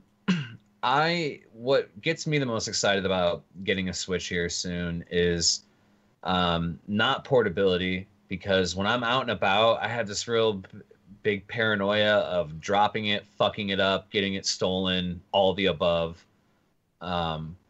Or just being a distraction at work. If I take that thing to my fucking studio, like, I don't have a boss at my studio. Like, I pay rent. I'm responsible for getting shit done every day. I could fuck off all day. I could do whatever I want any day, but I'm not going to get paid. You know what I mean? Like, and I still have to make stuff, and then I still have to sell it. So the portability thing of it is really cool. It really is. It's just not for me because I get so easily distracted in my life. But what has me the most excited about getting a Switch in the future is just great games like Zelda and Mario that you're never going to find anywhere else, man. Never. You're never going to see those games. Well, I mean, sure, you can play some of the old Marios on your PC and stuff that are ported, by someone, but you're never going to see an official Nintendo release on anything else but a Nintendo product. And when they put that fucking Nintendo seal of quality shit on there, I mean, can you remember any Nintendo game that came out and was a miserable, not miserable flop as far as sales, but like a miserable flop as far as production or just being unplayable? Never. Nintendo is on point. And we haven't talked about this at all. We talked about Destiny 2. Mario Odyssey is truly the generational jump that I've always wanted since Mario 64. It feels like the true step up from that game, and has so many of the same characteristics in the way that you play and all things you can do. It just looks light years better, and it really it's what Mario Sunshine wanted to be. and I'm so happy with it. You know, that's what Nintendo's pedigree is. It's what they've always done, and I love it, man. If they continue to do this, the Switch will easily become one of my favorite consoles to play. It's currently my second favorite because there's really nothing on the Xbox to play. But yeah, I'm loving it. Briar, you've been kind of quiet. I think that, you know, your Viking helmet's holding your mouth shut. Any thoughts? I don't have a whole lot of stuff to share. I don't use it portably very often. As portable as I get is I bring it down to the couch and play while I watch shitty TV shows. And I played a lot of Zelda, but that's really all I've played on that. I tried to play, I tried to play a couple other games, but they just didn't capture my attention as much as I had hoped. Most recently, I downloaded Sonic Mania, and it was fine, but it was, you know, I played Sonic when I was a kid. Those kind of games just don't capture me the way they used to. Now, let me ask you a question. Do you have any desire to try Mario Odyssey? I probably will try it. I guarantee I won't finish it, though. I haven't finished a Mario game probably since Mario 64. Yeah. Oh, you didn't finish that? Okay. Got you. I have finished Mario 64, but that was probably the last one I finished. You mentioned before you're a fan of golf or a lapsed golfer. Golf Story, man, that's a great game, and that's only like $10. I played it for, I don't know, an hour and a half, and I was like, okay. Really? Yeah. You don't like that? The RPG element was so quaint. It's like proper Australian humor in it. I really enjoyed it. That's probably why he didn't get it. It was fine, you know, like it was fine, but it just didn't grab a hold of me. It didn't hook me in. And when I really get grabbed by something, I just like kind of mainline it until I'm done with it. And I don't know. I've tried a lot of different things. Not Farmville. Was that? Stardew Valley. Stardew Valley. You know, everybody's been ranting and raving about that game. I played it for, I don't know, 2 hours. It's like, this is boring. Not for you. Isn't it amazing, Briar, that we all have different motivations for the games that we play? But my time with Zelda, I loved it. And I loved playing on the Switch because I could play it on the TV. I could grab that thing, go play in bed. I could grab it, I play out on the back deck with my feet up on the banister. You know, I love being able to just play that goddamn game wherever I was going. Yeah. I thought it was fantastic. But it's just, the games, I've talked about this before. Nintendo doesn't make games that really appeal to me that frequently. The last couple of Zeldas before Breath of the Wild were kind of just like, not my thing. The game I'm most excited about that Nintendo's made recently is out for the 3DS right now. It's the new Metroid game. Yeah. Samus Returns. Yeah. I mean, Link Between Worlds was dope. Yeah, Briar loved that game. Yeah, I loved it. That was a really good one. I tried to transition what I play a lot more because I used to be all about the AAAs and the big flashy games. And my website that I frequent like the most is How Long to Beat. So I'll go on that website all the time. And a game that I'll buy or like consider buying, I'll plug into How Long to Beat. And nothing makes me happier than seeing a game that's under 5 hours in length to beat. Like something like Inside. I don't know if you played Inside and Limbo. But they're like 4-hour games. Limbo. Yeah. Same here. Inside is amazing. 4 hours. You'll get through it. Oxenfree, again, 6 hours maximum. You'll get through it. Enjoy it. So for me, the Switch is a lot of things that I can completely get into and immerse myself in a great story for 6 hours and be done with it and put it down. And when you're playing games like Destiny and Overwatch and things that have no end and are persistent, it's a great palate cleanser to pick up a game and know that I've got a feasible end in 6 hours. I don't have to then commit my 6 months of my life to this title, investing in it and developing. But I mean, that's my own personal taste. I'm like this with movies, with books, with TV shows. You have to hook me in the first hour or you've lost me forever. Like when the worst thing somebody could tell me about a game is that you have to kind of grind through the first 10 hours before it gets good. I'm like, fuck. Yeah. Like, no, man. How'd you get hooked on Game of Thrones then, man? I thought the first fucking 2-3 episodes were fucking boring. The first episode, right off the bat, he chopped somebody's fucking head off. I was like, yeah, I like this. Sounds like Gladiator. I still haven't seen one episode of that, Briar, after all these years. I knew the inevitable was coming with Ned Stark, though, just because every movie that fucking guy plays. So I knew from the beginning. But I don't know how I got into it because I did not like the first. I mean, to be honest, I should be asking myself that question because I'm lucky that I stuck with that series because I thought the first couple episodes were boring as shit. No kidding. I think it goes I loved back- it. Right? Didn't Bran get pushed off in the first episode And too? there was plenty of fucking before that as well. It goes Yeah, back to how's the game. fucking? Oh, wait, Pretty there's good. Fucking. Oh, there's Alright. fucking. Pretty good in You're right. I strayed from my own rating system. I apologize. I appreciate. This is why we're friends. 'Cause you guys keep me in check. Oh yeah, well, maybe I'll give it a shot. But shout out to Stranger Things 2, guys. We've been watching that. Oh I my just beat fucking that. god! I just finished that last night. I was like, You know oh, you watched it good if you said you beat it, Briar. I watched the first 4 episodes Beat it. night 1, and Oh my my wife God. made me stop watching, and I finished it last night. Me and Wilson were playing. Wilson, Gary were playing Destiny, and Wilson's like, okay, I gotta go watch. We got Stranger 2 Things. episodes left. I'm only gonna watch 2 episodes though, so like I'll be back on Destiny later. I'm like, okay, man, I'll be back too. Wilson stopped Gone. watching 2 episodes. I fucking mainlined that shit to the end. Yeah. We were going to just watch 1 or 2 episodes yesterday, and we ended up doing it till 1 in the morning. And Yeah, every now- episode ends with a cliffhanger. Yeah. Yeah. I mean, jeez. I was watching it right until I came in here for the pre-show to talk to So you guys. good, right? Yeah, The it is hardest part so for me good. Oh my is that god. every episode ends on a cliffhanger, and I'm the type of person, man. Like I'll sit down and I'll fucking power through a whole season. That's the but- best way to watch things, man. Netflix is the shit. It is, but like Yeah. me and Sam also like having something to watch each night because like Mhm. we'll get on, she'll play Overwatch, I'll play Destiny or something, and or we'll Sounds both like a play match made in Destiny. heaven, man. Yeah, but like we'll both play Destiny or something. But sometimes like just knowing the other person in the house is enough. But sometimes we also like to like have something to do in the same room, and Stranger Things has been really good for that. I fucking love that show. And can I tell you my favorite thing about it is that it takes place in the 80s. It's not this modern Yeah. setting where as soon as something happens, everybody's Yeah. on their cell phone. And all They of a nail sudden, it too. Like everything it's about so it is the real. 80s. The music is perfect. The locations are perfect. The cars, the clothes, the props, all the the props. Like even if they have a Three Musketeers bar, that It's rapper the looks right like it's rapper. from the fucking 80s. Yeah, That's But a the best Benuda. thing about that Benuda. show is fucking Steve. Steve is the best, man.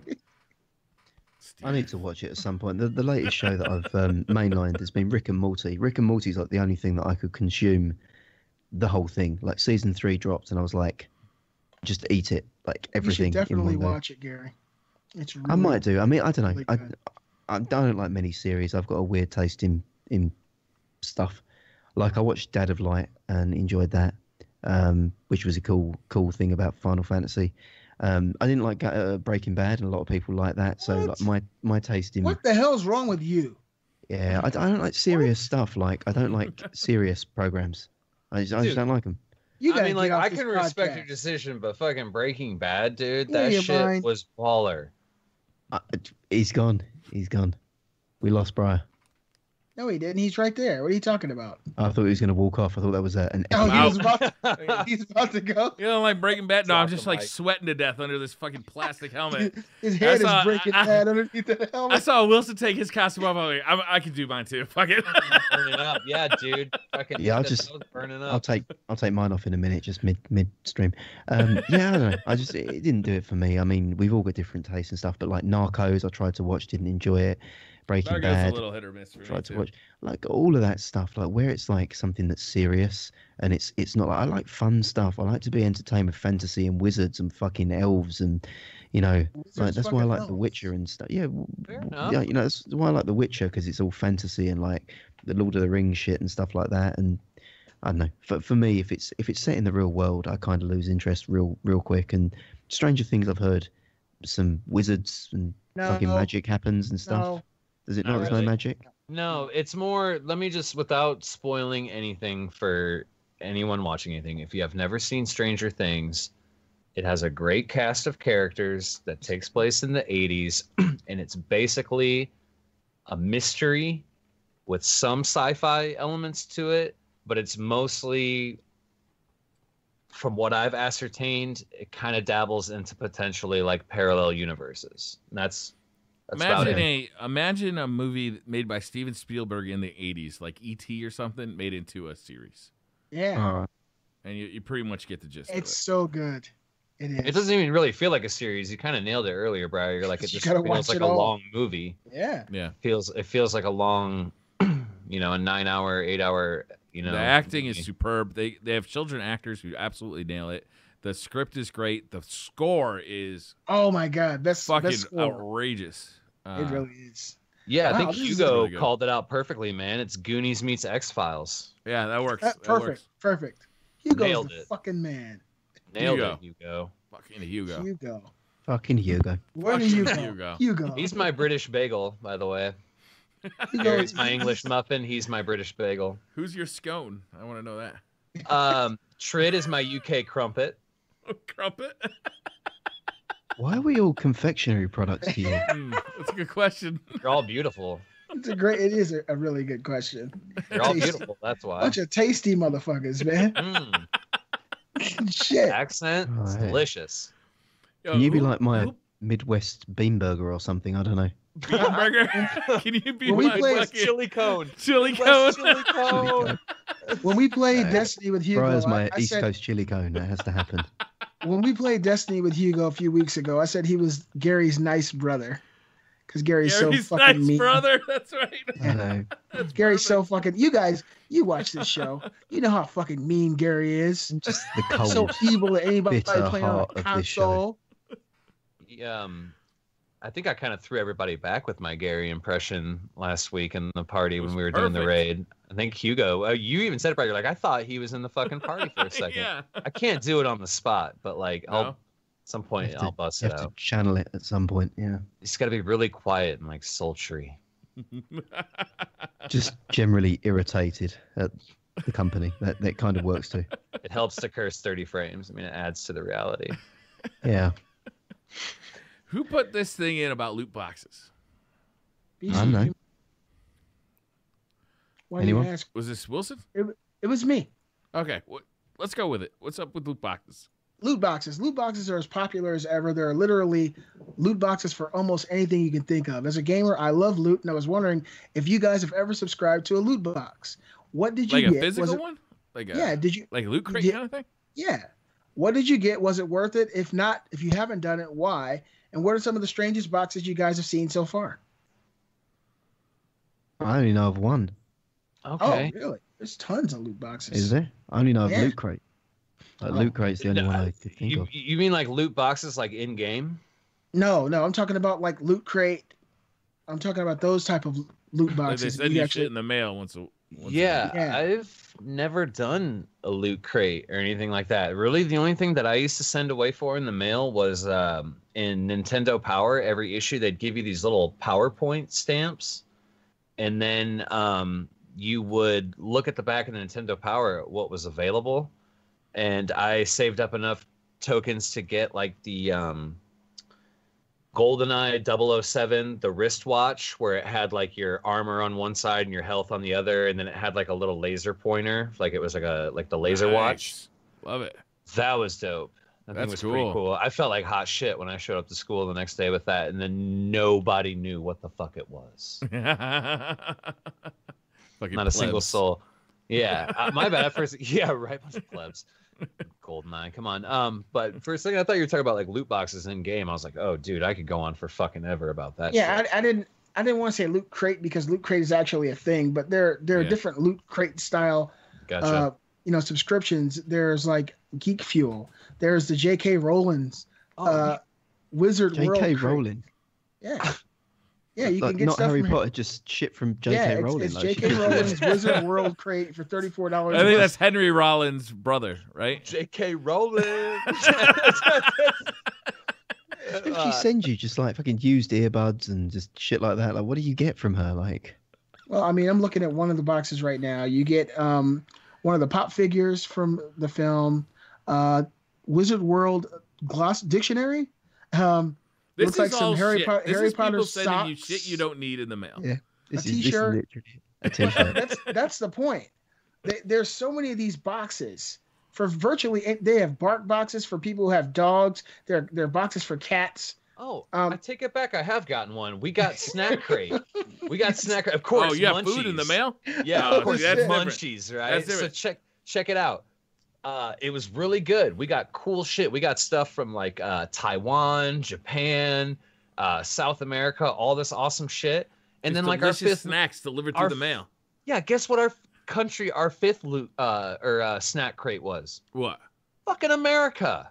What? Yeah. What'd you get? Like Doritos? You can get from 7-Eleven? We got Route 66 potato chips, y'all. Like and like a chintzy little taffy and like a fucking bullshit soda. Like I'm like, dude, I could have got way better snacks than this right down the fucking street for a cheaper price. So we fucking called them or emailed them. And we're like, yo, like we're from America. Like why the fuck would we want American snacks? I could go anywhere in the country and get whatever the fuck I want. Like the point of this is for me to get food that is otherwise unobtainable currently. Yeah, I had the same shit there with you talk about food crates. Does it count for like HelloFresh or whatever the fuck it is? Like, oh, that's awesome. It's like you get dinner delivered.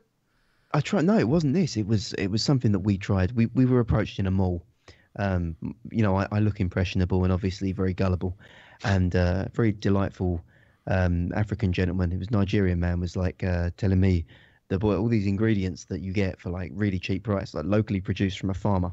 So what you do is you sign up to this service and they'll send you 7 recipes each week, and then you choose which 5 recipes you want. Then they send you the shit to your door for those 5 recipes, and then you cook them. So the idea is that you've got this like really cool recipes to follow, and you eat fresh and you do things like that. Got ya. Sounds good. Until you realise that every night you've got to be fucking Gordon Ramsay in the kitchen with this shit. It's like they send me a load of like herbs from the fucking 1,000 islands of the world and shit. And they're like, just grab your pestle and mortar and crush these things. But is it like the perfect amount so that like yeah, we have those balanced here too, and it's like you get like the perfect amount. You get like if you get dinner for 2 delivered like 3 times a week, then you always get a box that has exactly what you need to make dinner. No more, no less. Yeah, it's the right ingredients, but a man with just zero a lot of fucking skill work to put them together. Yeah, and it's like I can get like a fucking pizza, and it goes in the oven, and I press an alarm that says 20 minutes, and I come back in 20 minutes, and I have a delicious pizza. Like this is like 45 minutes of blood, sweat, and tears to make a small chicken Kiev or something with a little bed of jasmine rice. And I've got like 4,000 utensils in the kitchen that now need cleaning. Things that I've had to go out and spend like $40 worth of kitchen utensils to buy to create this exotic thing, like a fucking rice-shaped steamer. Like, who has that in the kitchen? It's like, just take your rice steam shaper and just put this in. It's like, oh my god, what the fuck are they doing? Well, Like, the question is, isn't going to help you build it. Isn't going to help you make. If you just have like shit like knives, forks, spoons, wooden spoons, you're not going to be able to make this shit. Exactly. In my kitchen, I've got like 2 pans, a spoon, a mixing thing, and like some knives and forks, and that's it. Like, if you can't make it with them, I'm not making it. And this thing requires, like, I'm not kidding. They expect you to have Gordon Ramsay level equipment to make anything that they list. So all I ended up with was I'd look at the recipe list and all the steps, and I'd say, right, I can't do step 2, 4, 7, or 12 through 15. So I'm going to do the others. And I just had I've still got one of the shelves in my kitchen with like several different small quantities of ingredients that are still vacuum sealed that I'm never going to use. Like 3 peppercorns, 2 quarts of ginger. I have a question, Gary. Like, crushed. Like, the fuck is this shit? I spent the nice Nigerian gentleman got me a 6-month discount, so I had 6 months of this shit coming to my door. Day one, Gary, Gary's like, "Oh, this sucks." Gary, let me tell you, like we know here in America, never trust the Nigerians. Okay, now let me ask you a question: was the food actually good? Did you like it? I don't know. I never successfully made it. I just had to scrape together from the ingredients. Like, if they gave me 2 chicken breasts and some sauce, then I could get some oven chips or oven fries and just put them in, and I'd have sauce chicken breast with oven fries, and then everything else would just go in the cupboard. Like, all this weird shit. Like, have you ever... They asked me to make like crispy chili beef with like saffron leaves, and it's like, oh my god, like, it's just a man, some hippie shit. I can just picture you as Gordon Ramsay in the kitchen. Oh, this is rubbish. No, trust me. When my partner walked in the room, I was swearing at her like Gordon Ramsay. Like, get the fuck! Why did you buy this fucking shit from HelloFresh? It was just angry cooking. We've never had more arguments than every time the food. And the thing is, they deliver it on your doorstep like a fucking charity collection. They just bring you a cardboard box. The driver doesn't even knock. Because they've now got committed that every day at 6 p.m. they're going to leave a cardboard box of ingredients on your doorstep. So you go on holiday, you've just got 2 weeks worth of cardboard boxes on your drive. It's ridiculous. Absolutely ridiculous. Did that happen when you went on vacation? When you came to the States? You're meant to have a pause on it, and I forgot to pause it. It didn't happen when I went to the States. When I went to the Canary Islands, I had 7 days of cardboard boxes that the foxes in our area loved. They just ripped them apart into shreds. I had the foxes ate well. You know, they were eating saffron chicken for the week. They could manage to cook it. Apparently, I couldn't. But you guys have foxes? That's adorable. All the foxes around here look mangy as fuck, dude. These ones are well fed. Hair falling off. Driveway. It's fine. Like normally you see a picture, like a video of a fox, and I'm like, that's so adorable. And then you see one out here, and it's got fucking no hair, and it's like looking at you, and you're like, Jersey Devil. Dude, they look so cute. Like, have you seen like videos of people with pet foxes? It's the most adorable thing you will ever fucking see in your life. And then you come here to Illinois and you see a mangy ass fox, you don't want anything to do with it. It's like Briar's cat hanging out in the toilet. I mean, this isn't really a podcast. This is just a warning for anyone attempting to buy one of those HelloFresh services. Just don't. Or Gusto. Gusto is the other one that does it as well. Fuck those guys too. Better have some kitchen utensils if you buy that shit. That's what Gary said. If all you got is a plate and a fork, don't buy that shit.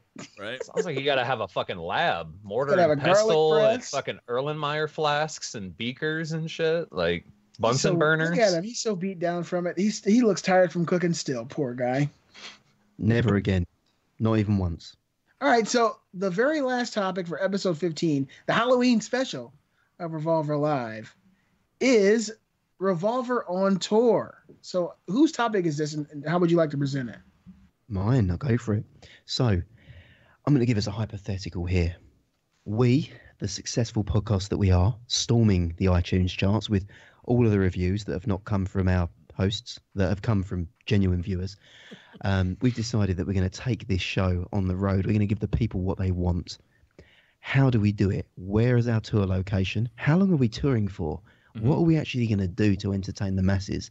How would we travel? I want collectively buses, here man. right we now. gotta do buses. Not Revolver just any decides, how are we bus. going to do it? The Revolver bus. Yeah. The Wilson bus. No, Wilson's bus. Oh, I'm bringing that Yeah, bitch out of they're all retirement. painted like I'm fucking getting it magic running. school buses. We're going to be high as hell.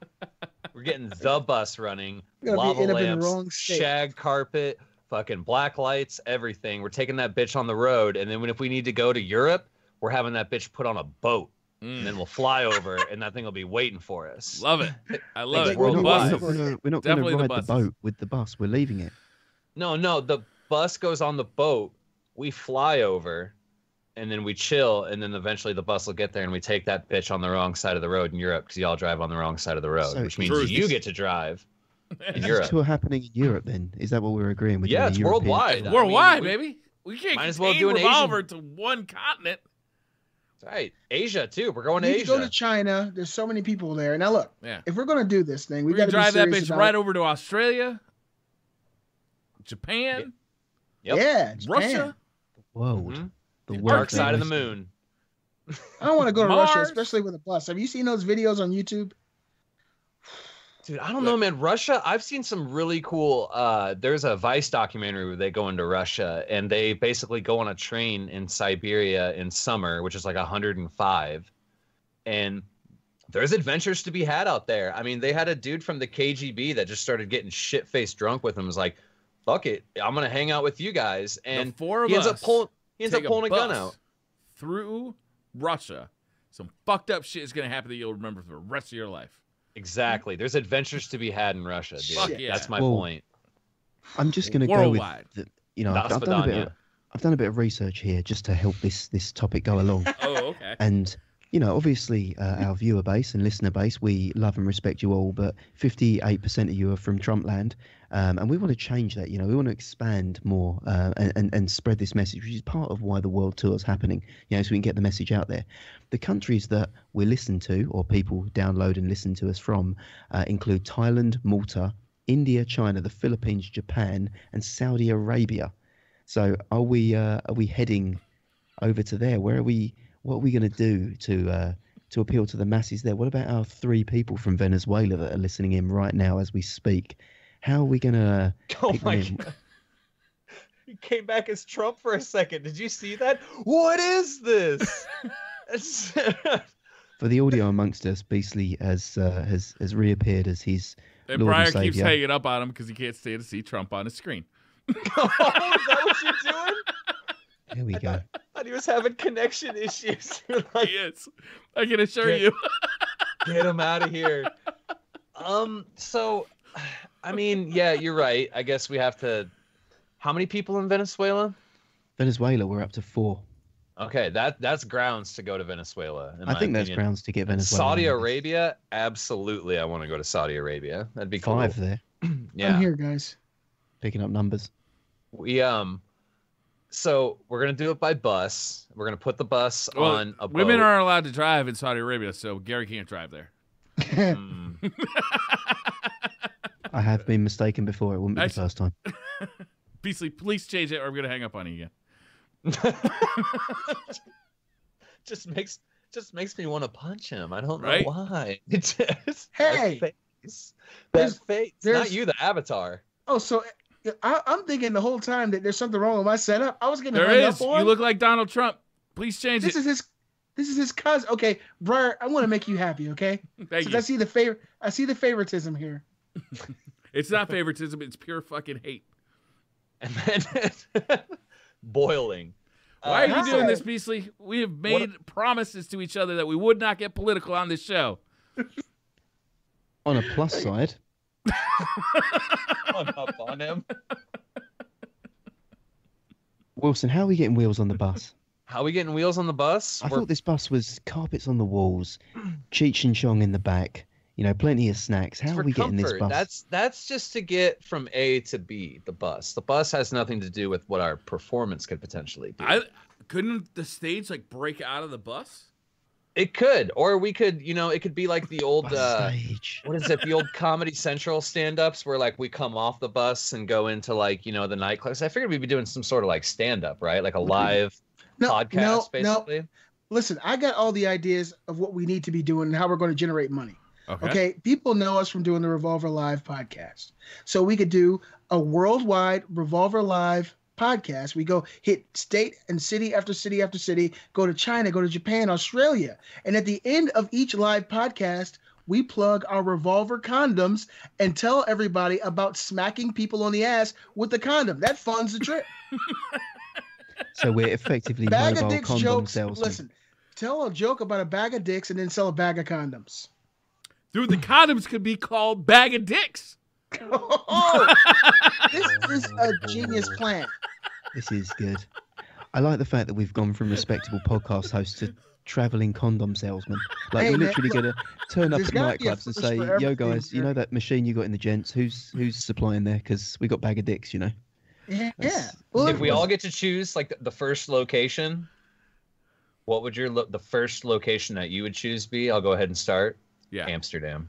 yeah, well, that's a good one. China What, for as bag- well. bag of There's more dicks? people over in China than anywhere else. So there are literally bags of dicks being used in China all the time. I gotta agree with Wilson. I think Amsterdam is where this trip gets started. Like But he's is not the doing it for the logical first step. I Are you feel kidding like me? if we In start Amsterdam, they're gonna Amsterdam- love our bags of dicks. But that Wilson, we won't see Wilson if we go to Amsterdam. Oh, You know- dude, you'll see me fine. I just gotta make We'll a quick never pit leave. stop I feel to like get my once mind we right. arrive at You will Amsterdam, not we be hit the coming back spiritual with homeland. us. Man, That's it. there's plenty of places here in America that I can get that experience, but I figure since we're on the other side of the world, it's a for Yeah. sure hookup We if want we to go to start Amsterdam. it. We gotta start it off right. I think Amsterdam is the place to do it. That's right. We gotta I start agree. that. We gotta put our 24 listeners in best foot Amsterdam. forward. So 24 listeners want to see us come to Amsterdam, so I think we'd be giving the people what they want. I am concerned that if the party bus reached Amsterdam, it would never depart, and we would be a man down for the remainder of the trip. Like I said, I feel Yeah, like it would be like Wilson has the Mecca for him, keys. like a spiritual homeland that he's finally found. Yeah, That's it. it'd be like Homeward Bound, the Revolver episode. Be like, we gotta go to the next show, and I'm like, I'm thinking about staying, man. Yeah, if you love someone, you let them go. So it's kind of one of those moments. He'd go and Jimmy rigged he Jimmy rigged the Winnebago so it never start up again. Yeah. Yeah, We'd be it's on trouble. Wilson, what's feel up with like- the bus? Still broken, man. It's gonna be at least another week. Yeah, we need some of the- We're looking at least another like 2 to 3 years. Real slow in parts around here. Yeah, I feel like, I don't know. Would we be doing? Would we be just selling condoms, or would we be kind of like, like a jackass kind of tour? Would we be like the Wild Boys? Would we be doing beer enemas with each other? What are we gonna do? I think we gotta continue to do the podcast because it's been so fucking successful so far. Yeah. It's happened. It happens at least once a week. That's all I can say. I get recognized at least once a day.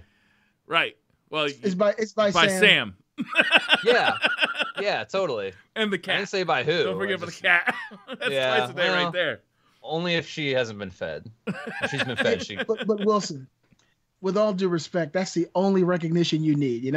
I lay next to my wife and she reaches across, our baby's face and puts her hand on my beard and she says, "I'm in bed with the Beastly Gamer," and that's all that matters to me. That's what's up. That's what my wife says too. No, I thought you said that you started making her call you English Muffin. No. I don't know what to say about that. Oh, that would have been to be amazing. fair, I mean, it's not a day goes by when I don't come home and she looks at me and she goes, "Aren't you that guy from Revolver Live?" I'm like, "Yeah." Oh, I thought you were saying that she said, "Dude, you get this shit out of my living room." This used to be a babe layer, Gary. Now it's just a nerd cave. True that. Well, I think we've got the makings of a great tour. Yeah. I think the chat need to hashtag Wilson's Party Bus. Yeah. To get this thing going. I think if we get enough hashtag Wilson's Party Bus, we can maybe make this thing a reality. I think Bag of Dicks condoms need to be sold globally. Bag of Dicks. And I think it'll fund the whole trip, Gary. What we want as well. A name alone, the Bag of Dicks Condom Company. We've discussed this before. Like when we give you our voucher code, when you go onto the website, you can do like Bag of Dicks for Revolver Live for a discount on your Bag of Dicks. What we need you to do is we need you to tweet us an image of you wearing it at us. And we'll retweet that. We'll juice up your Twitter, same way as if you buy a scuff from us. We're down. We're down to that. Just wear your Bag of Dicks condom, do your thing. Gary. Send us a picture of you wearing your Bag of Dicks and we will juice that Twitter up. The winner gets a month's supply. Most retweets gets a month's supply. And again, month's supply is, I guess, up for debate as to how much that is in the condom. A month's supply for me is like at least one, but for someone else it might be a few more. Oh, that's great. We need to get a patent on that ASAP. Yeah, right. There's no Bag of Dicks condom, and it would be the best condom for the biggest dicks. We could provide a small size too. We need a wide range. No man left behind, Briar. No man left behind. You should give out business cards with little sizers so that before you order. Oh, a business card. I like that with the glory hole in it. So you can which yes. If you could use if you can use a business card, it's gonna be shit. With multiple sizes on one business card. Might be more of a flyer. Yeah, it needs to be a 8x10 sheet. Yeah, 8x11. Postage stamp would work for me quite comfortably. We've got someone in the chat there. The Revolver condom. It's not bulletproof. I think that's a good. Wow, slogan. That's a hell of a catchphrase. It's way better than kapow. That's what I would have went with. That sounds quick, Wilson. Yeah, it's too. Right. Far too quick. You're right.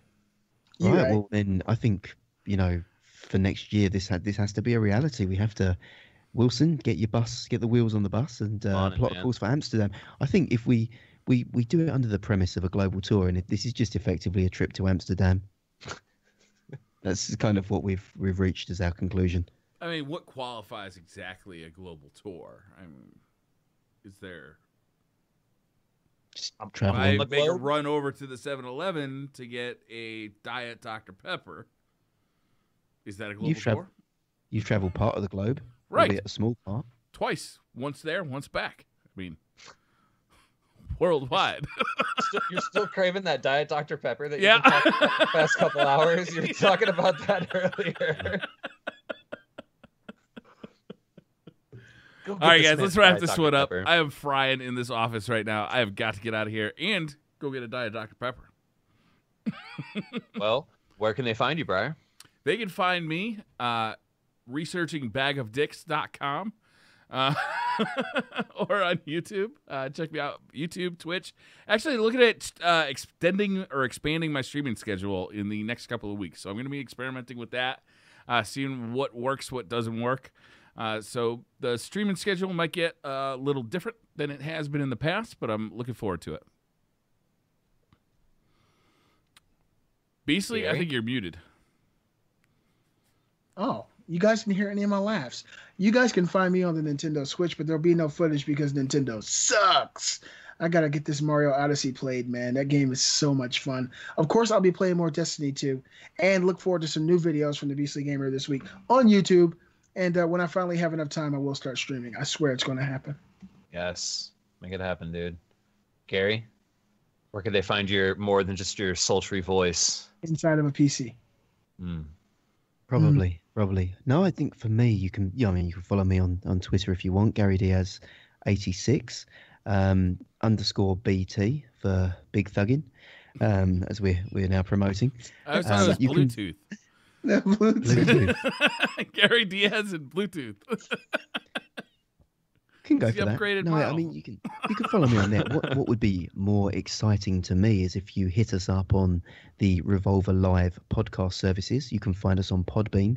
Please follow, like, leave a review. Alternatively, if you are a fellow Apple devotee, you can find us on the Apple podcast service. Again, Revolver Live.